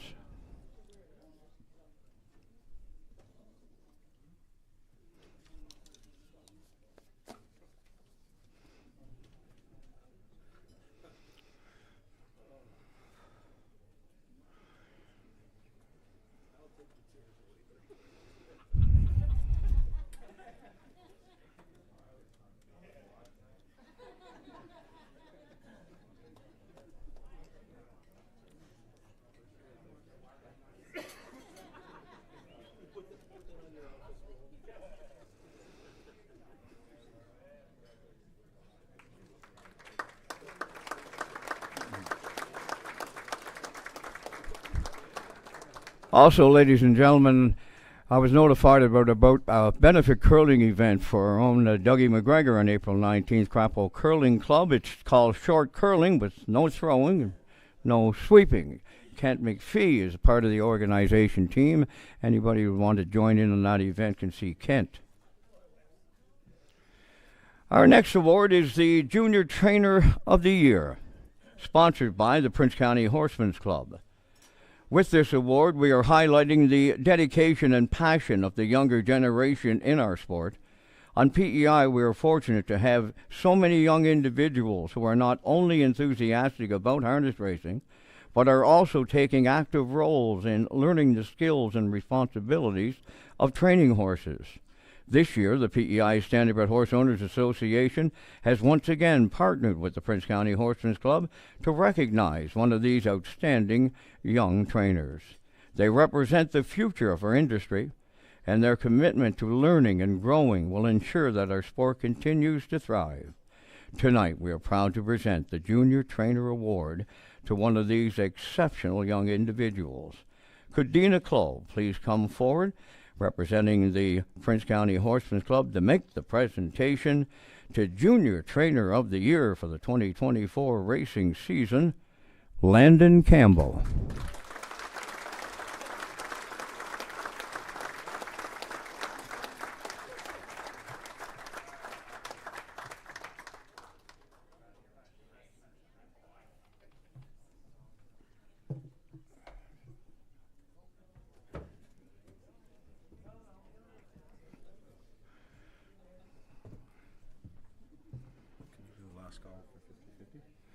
Also, we're at the final call for the 50-50 draw, folks. Anybody needs a 50-50, raise your hand. Somebody will be there to get it.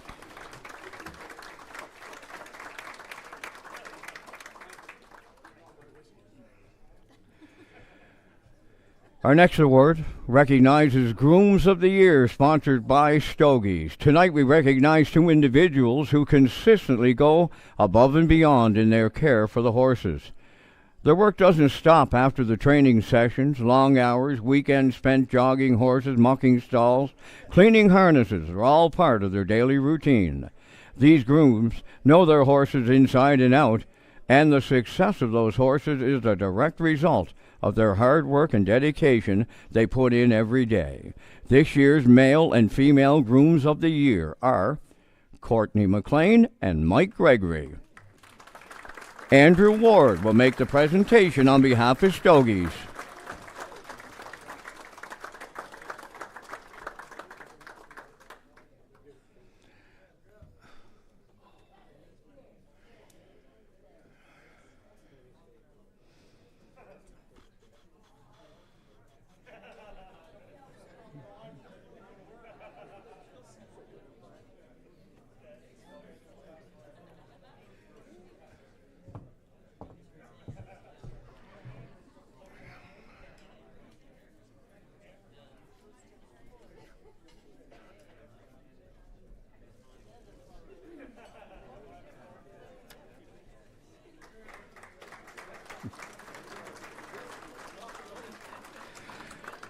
Our next award recognizes Young Guns Driver of the Year, and Freddie and Gail's triplets, Anthony, Mark, and James McDonald, do the sponsorship. Freddie's here tonight to make the presentation. This year's Young Guns Driver of the Year has made a successful jump from the matinee tracks to the bigger tracks. His first par mutual win came in just his fourth lifetime start in a blistering 156-1. Since then, he's continued to make his mark, and 2024 has been a standout year. With 301 starts, 59 winners, 45 seconds, 45 thirds. His impressive average of .328 speaks to his consistency and skill on the track. The PEI Standardbred Horse Owners Association would like to congratulate Brady Sweet on being the 2024 Young Guns Driver of the Year.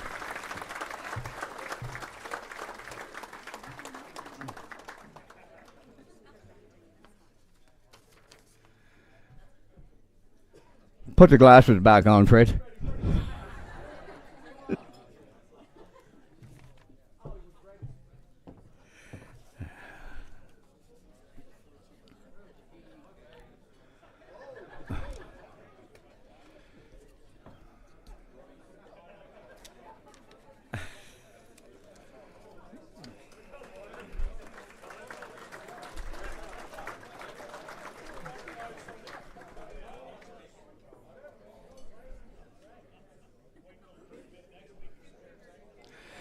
Our next award is the Leading Percentage Driver, Leading Dash Winning Driver, sponsored by Green Hawk and the City of Charlottetown.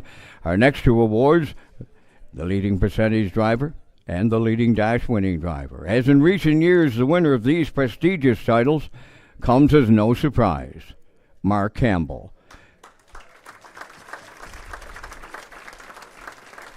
Mark capped off the 24 racing season with an outstanding UDRS of .405, finishing in the top three 520 times, securing his position as the leading percentage driver. In addition, he also claimed the leading dash winning driver with his 228 wins from 891 starts, accumulating purse money just shy of $1 million. And Mayor Brown with us tonight with the presentations to the young Campbells. Allie and Landon.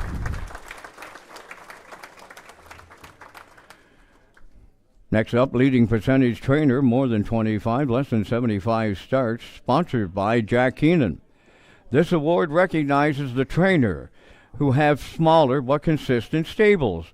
With 50 starts as a trainer during the 24 racing season, he made it to the top 330 times and had a UDRS of 404.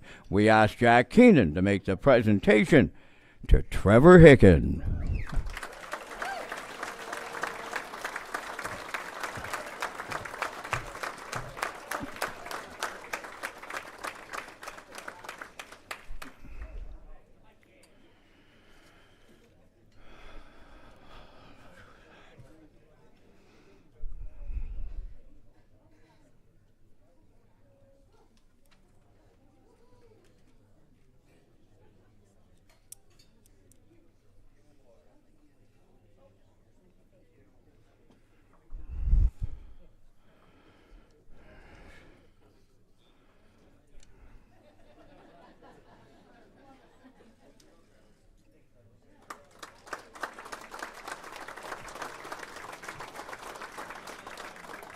Next up, leading percentage trainer, more than 75 starts, sponsored by The Local. This award recognizes the leading percentage trainer within the category of more than 75 starts. Last year's recipient had a training UTRS of an incredible .501 is David Dowling. The Local award will be presented by Kent McPhee and accepting on behalf of David Renata Baglow.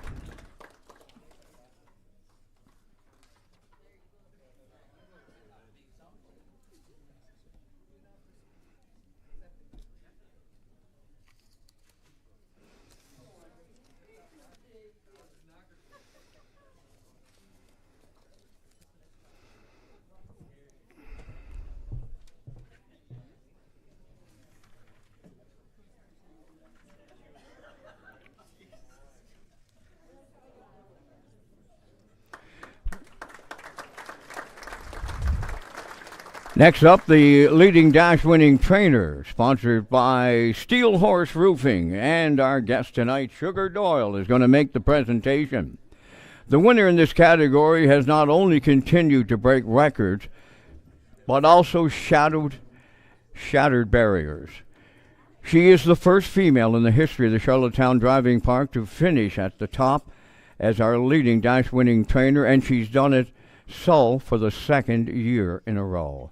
During the past racing season, her horses made an impressive 113 trips to the winner's circle at Red Shores from 467 starts, solidifying her position as the winningest female trainer in Atlantic Canadian harness racing history. She is Jen Doyle. Sugar Doyle is here to make the presentation, and Morgan Shepherd will accept for Jennifer.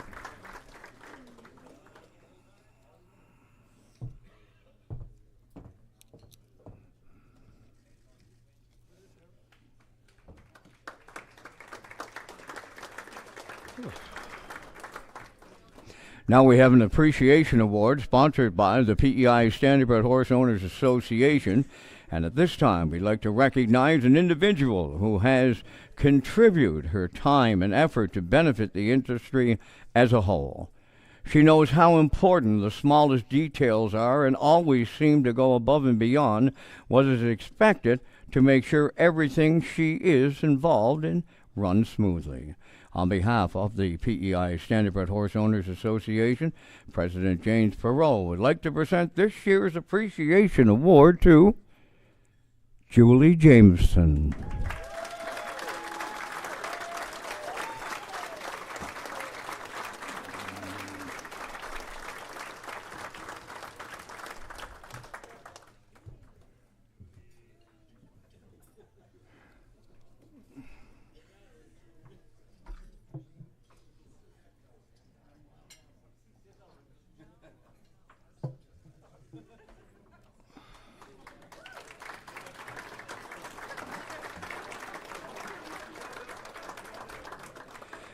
Our next award recognizes the important role that owners play in the harness racing industry here on Prince Edward Island. Individual owners and ownership groups are the heart of harness racing, and without them the industry couldn't grow or succeed. This year's recipient is both an owner and breeder of standardbred racehorses. He grew up on a farm that raised beef cattle and grew potatoes. His journey into the standardbred ownership started later in life when he and his wife Janice bought West Wishes and Fox Valley Peep Show from Alan Smith. They wanted to introduce local 4-H students to the standardbred breed. That's when his love for the standardbred horse began, and he went on to start a small breeding operation in Avondale, where they board, breed, race, and sell standardbred horses. He has been a strong supporter of developing the trotting breed in Atlantic Canada, and he's had several sire stakes champions, including Gettin' Messy and Headline Howie. During Old Home Week on August 13, horses he owned won 3 out of the 4 Atlantic Sire Stakes races on the card, all under the training and driving of Mike McGuigan. Gettin' Tipsy and Gettin' Lit won their 3-year-old events, and his homebred Supreme Rocket won a division of the 2-year-old stakes. When he's not working on the farm, he and Janice volunteer their time on several industry boards to help ensure the harness racing industry remains strong and sustainable in Atlantic Canada. Ladies and gentlemen, please join me in congratulating Jamie Whalen and the PEI Standardbred Owner of the Year, Ron Coles, Treasurer of the PEI Standardbred Horse Owners Association, will make the presentation.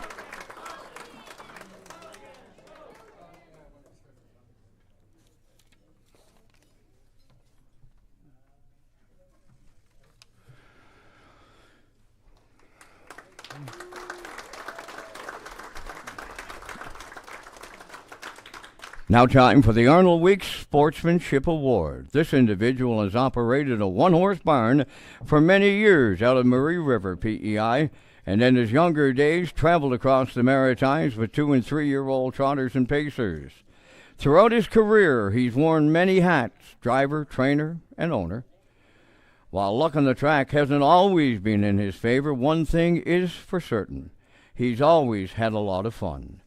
For him, the joy of the sport has never been about the win, but about the experience. In recent years, he has shared his love for racing with his grandchildren, who have become deeply involved in the sport thanks to his guidance. He currently trains and owns a horse alongside his grandchildren, wife, and children. Week after week, he makes the hour-long drive to Charlottetown, not because winning is his primary goal, because he values the time spent with his family, watching them enjoy the sport and have fun together.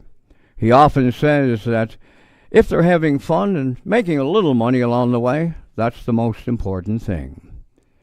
Before Rockin' Novel, he trained another horse named Caught Foolin' Around for his granddaughter. For 10 years they raced together, traveling back and forth between Charlottetown and Summerside. One of the proudest moments of his career came when Caught Foolin' Around was awarded the Fan Favorite Award, a moment he cherishes deeply. Anyone who knows him, he's a beloved figure in the Charlottetown harness racing scene. He's always known for his hearty laugh and that ever-present smile. Whether he's chatting with fellow racers or sharing stories with his friends, he brings warmth and camaraderie wherever he goes. He's also known for taking exceptional care of horses, always keeping them healthy and well-fed. In fact, many people like to joke that his horses look more like riding horses than race horses, but he just laughs and says, quote, "They need to be fed right if they're going to be a racehorse." So in conclusion, I believe the person who deserves to be recognized tonight is someone who has brought so much joy to this sport and to his family. He is the little guy from Murray River who always has a smile, a laugh, and a true love for the horses and the people around them. He's the man who goes above and beyond for his family, for the sport, and for those lucky enough to know him. It is with great pride and admiration that Roy Reynolds is the winner of the Arnold Weeks Sportsmanship Award.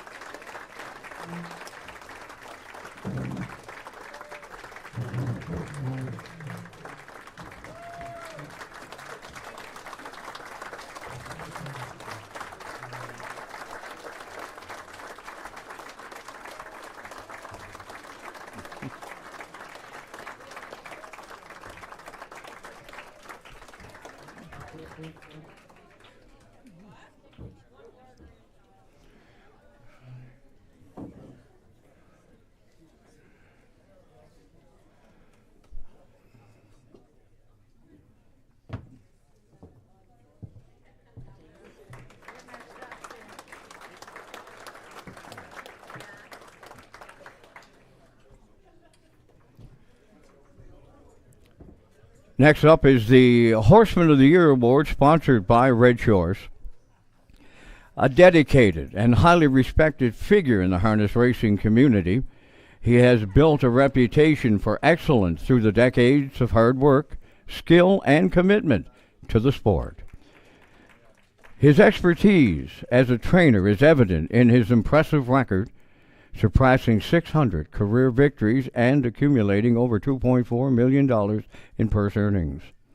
Operating out of Windermere Farms in North Wiltshire, he has played a vital role in developing top-tier racehorses, consistently delivering standout performances on the track.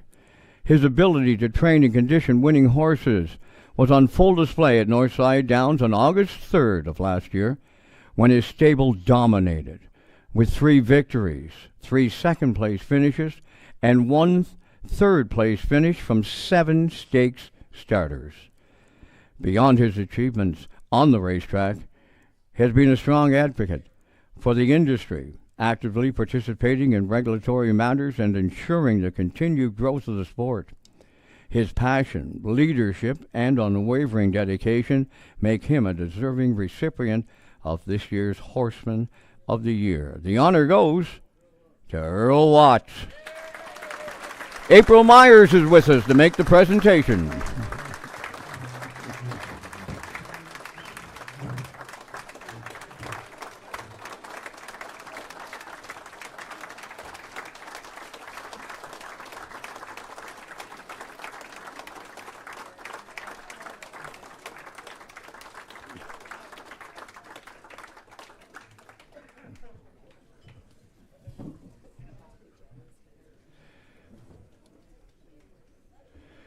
Next up, Horsewoman of the Year, and is sponsored by Hot 105 and Ocean 100.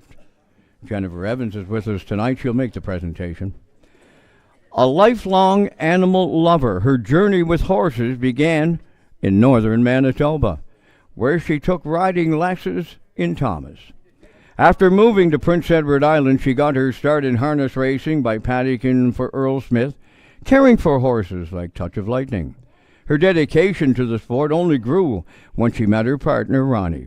Knowing her tireless work ethic, she starts her mornings in the barn before heading to her day job, and spends her weekends fully immersed in the stable, grooming, mucking stalls, paddock on race nights, and ensuring both the horses and the barn are always in top condition.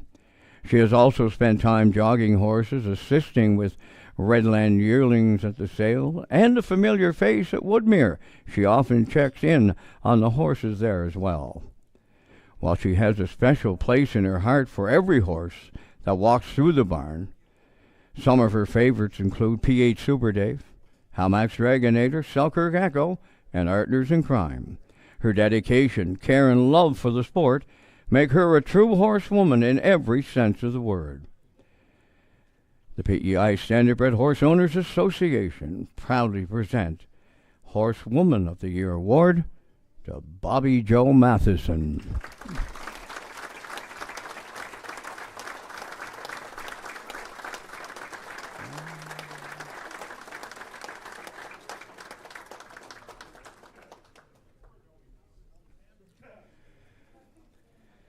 And Amber Campbell, she's with us today. She will accept for Bobby Joe.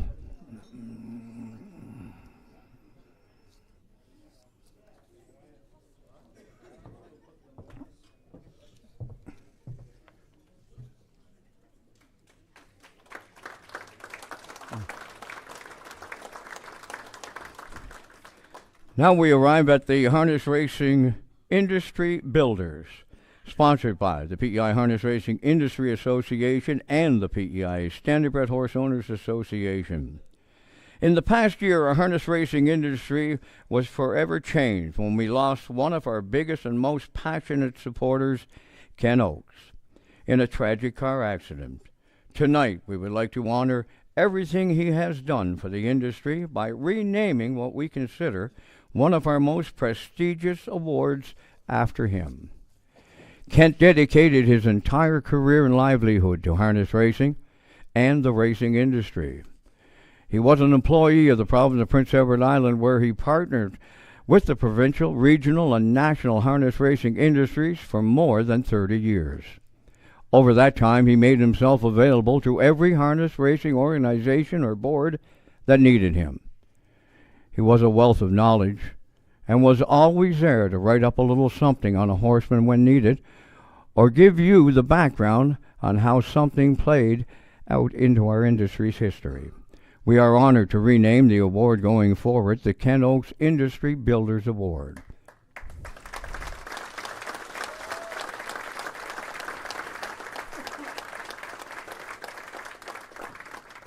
We would like to ask sons Nick and Jeremy to come forward to accept a token of our deep appreciation for everything their father did. James Perot and Blaine McPherson will make the presentation. We'll also ask Nick and Jeremy to present this year's recipients with their awards.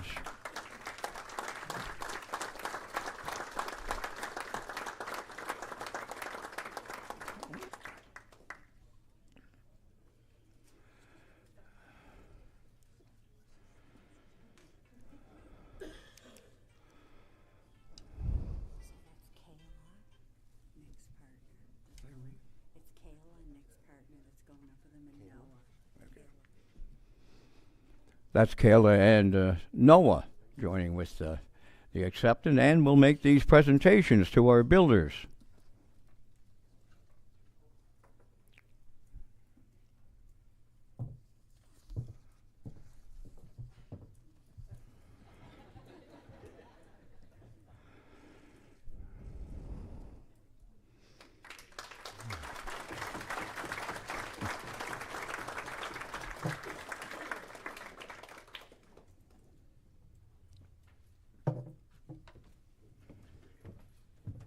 Am I doing?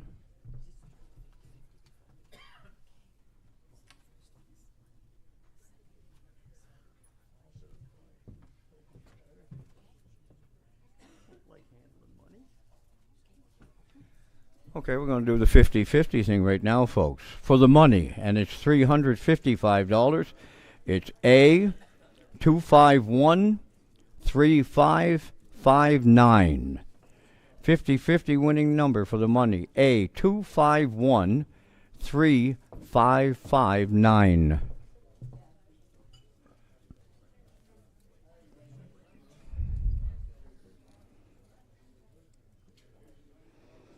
$251-3559.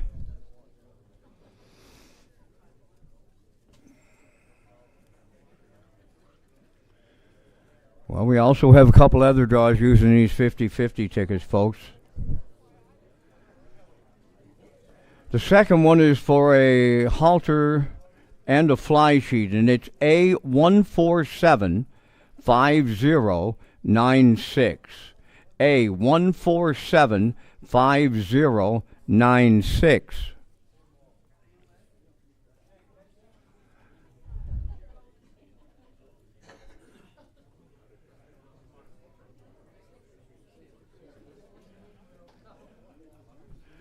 Listen, Charlene, how many drinks did they serve here tonight? Anyway, look, come on. We got $355, we got a halter and a fly sheet, and nobody wants it. Well, let's try the third one. It's for a Sobeys card.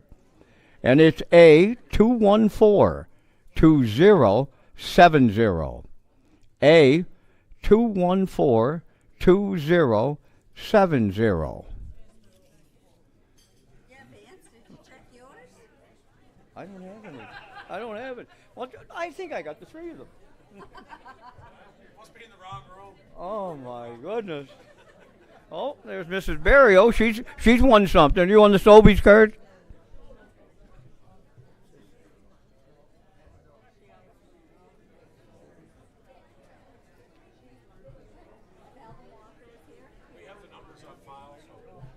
Okay. One more time for the money is $355. 215-3559. 251-3559. And for that halter and fly sheet, 147-5096. 147-5096. Barrio is the card. Okay.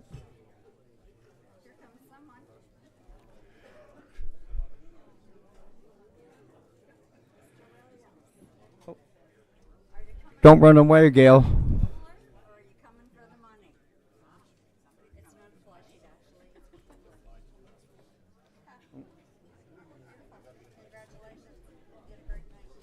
Oh, now, dear.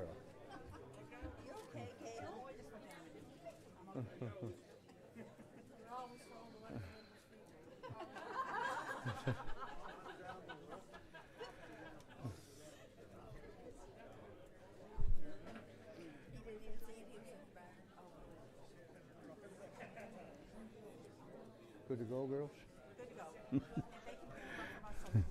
Okay. The names of our industry builders that are recognized each year will be permanently on display at Red Shore's upper level.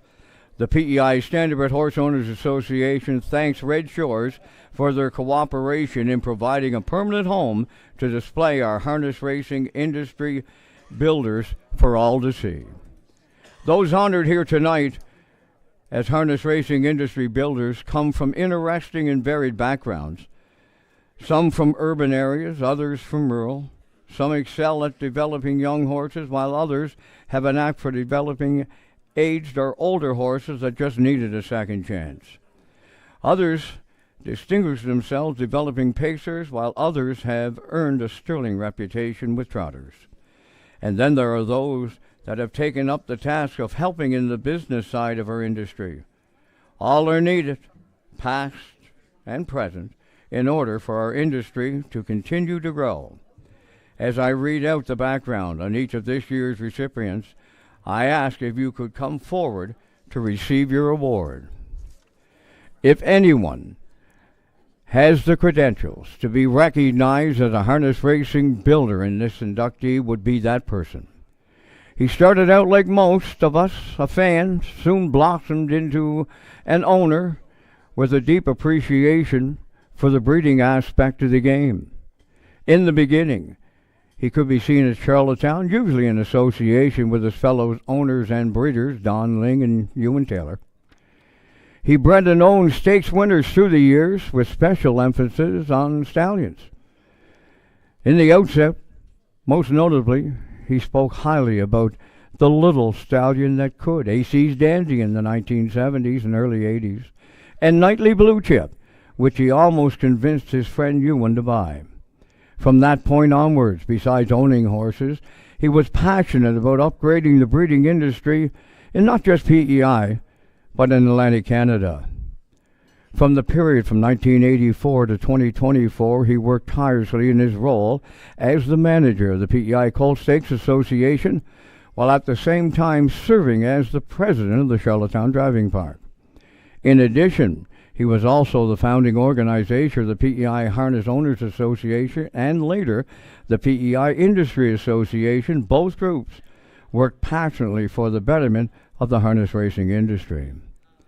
In 1997, Norman Hall released his intensive life work, Pedigree Matching, a program that identifies the possibility of matching a chosen mare with a successful match sire.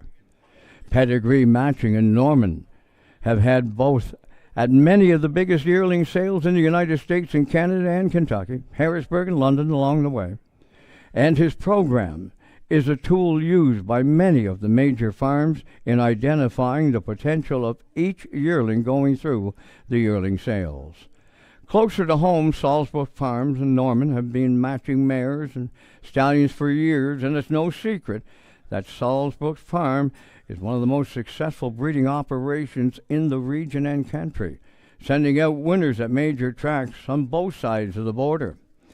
In recognition of his many contributions to harness racing, the PEI Standardbred Horse Owners Association is pleased to present the 2024 Ken Oaks Industry Builder Award to Mr. Norman Hall.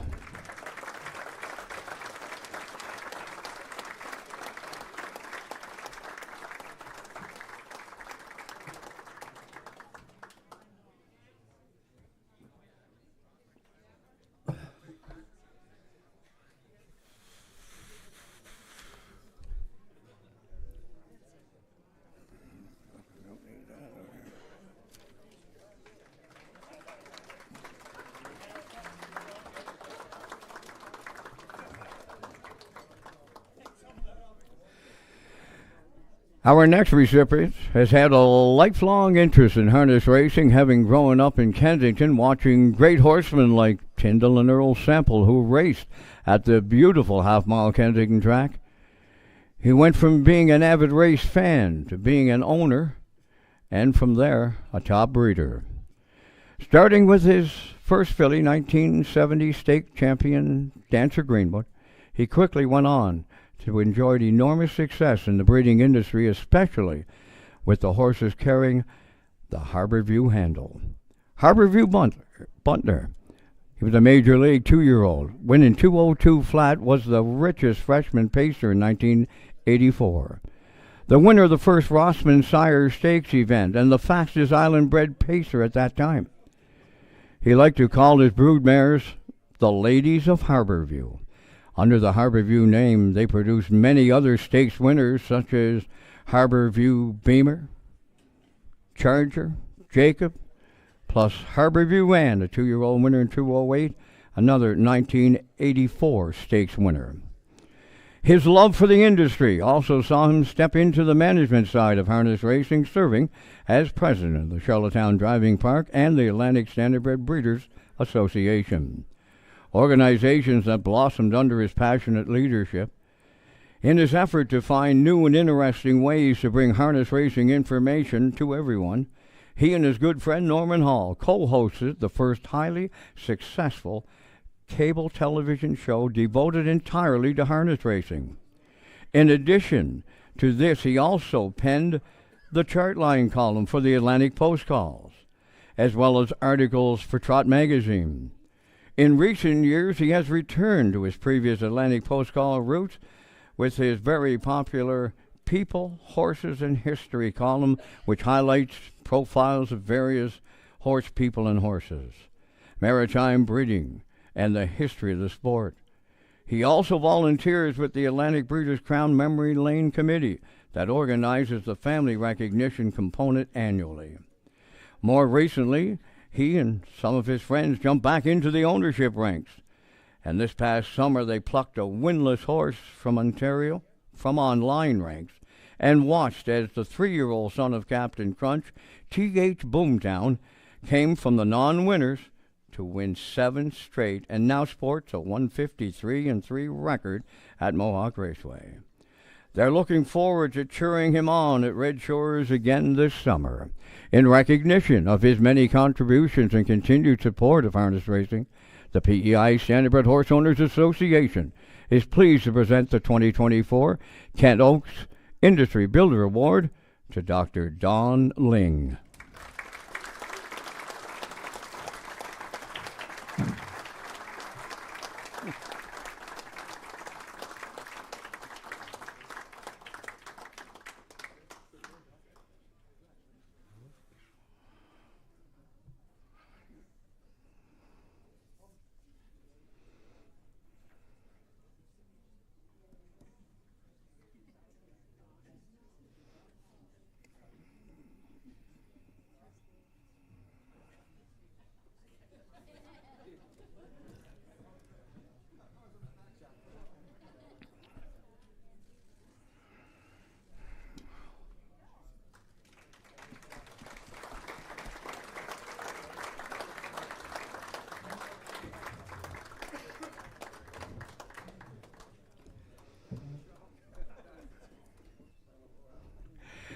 Our final inductee comes from a long and established harness racing rural family that dates back to the 1930s, when as many as a dozen PEI pari-mutuel tracks raced for purse money.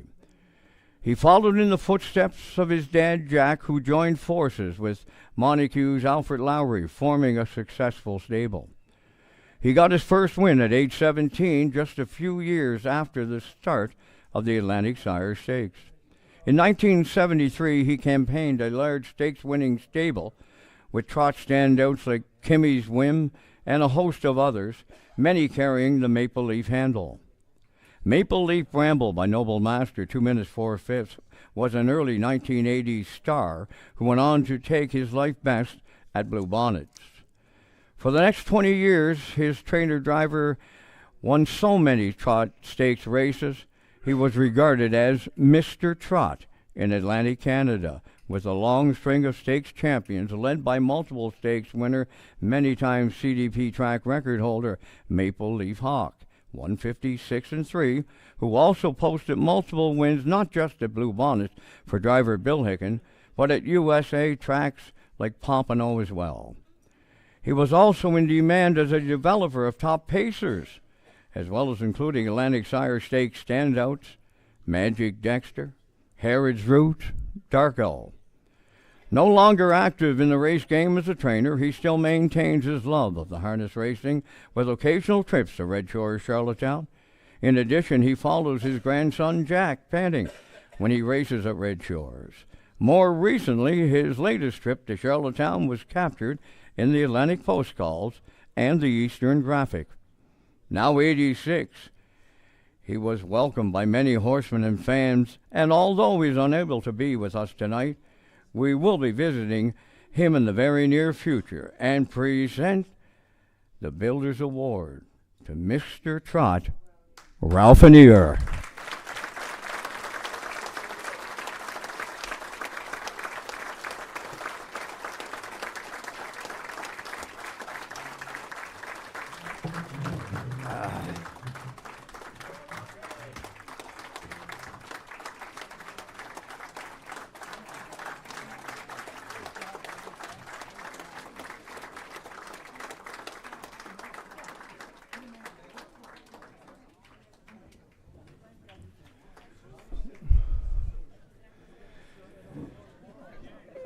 Ladies and gentlemen, just a reminder that the Prince County Horsemen's Club Banquet is going to be April 19th in Summerside, Credit Union Place. Brendan McGinnis is with us here tonight for anybody who looks to buy tickets or reserve tickets. And ladies and gentlemen, this concludes our awards banquet. Thank you for joining us here this evening. Good luck with your 2025 racing season, and we look forward to seeing you at the track. The ATM? And the ATM for the PEI Horse Owners Association, April 23rd. It's in the grandstand at Red Shores, Charlottetown. Folks, thanks for being here. Good night.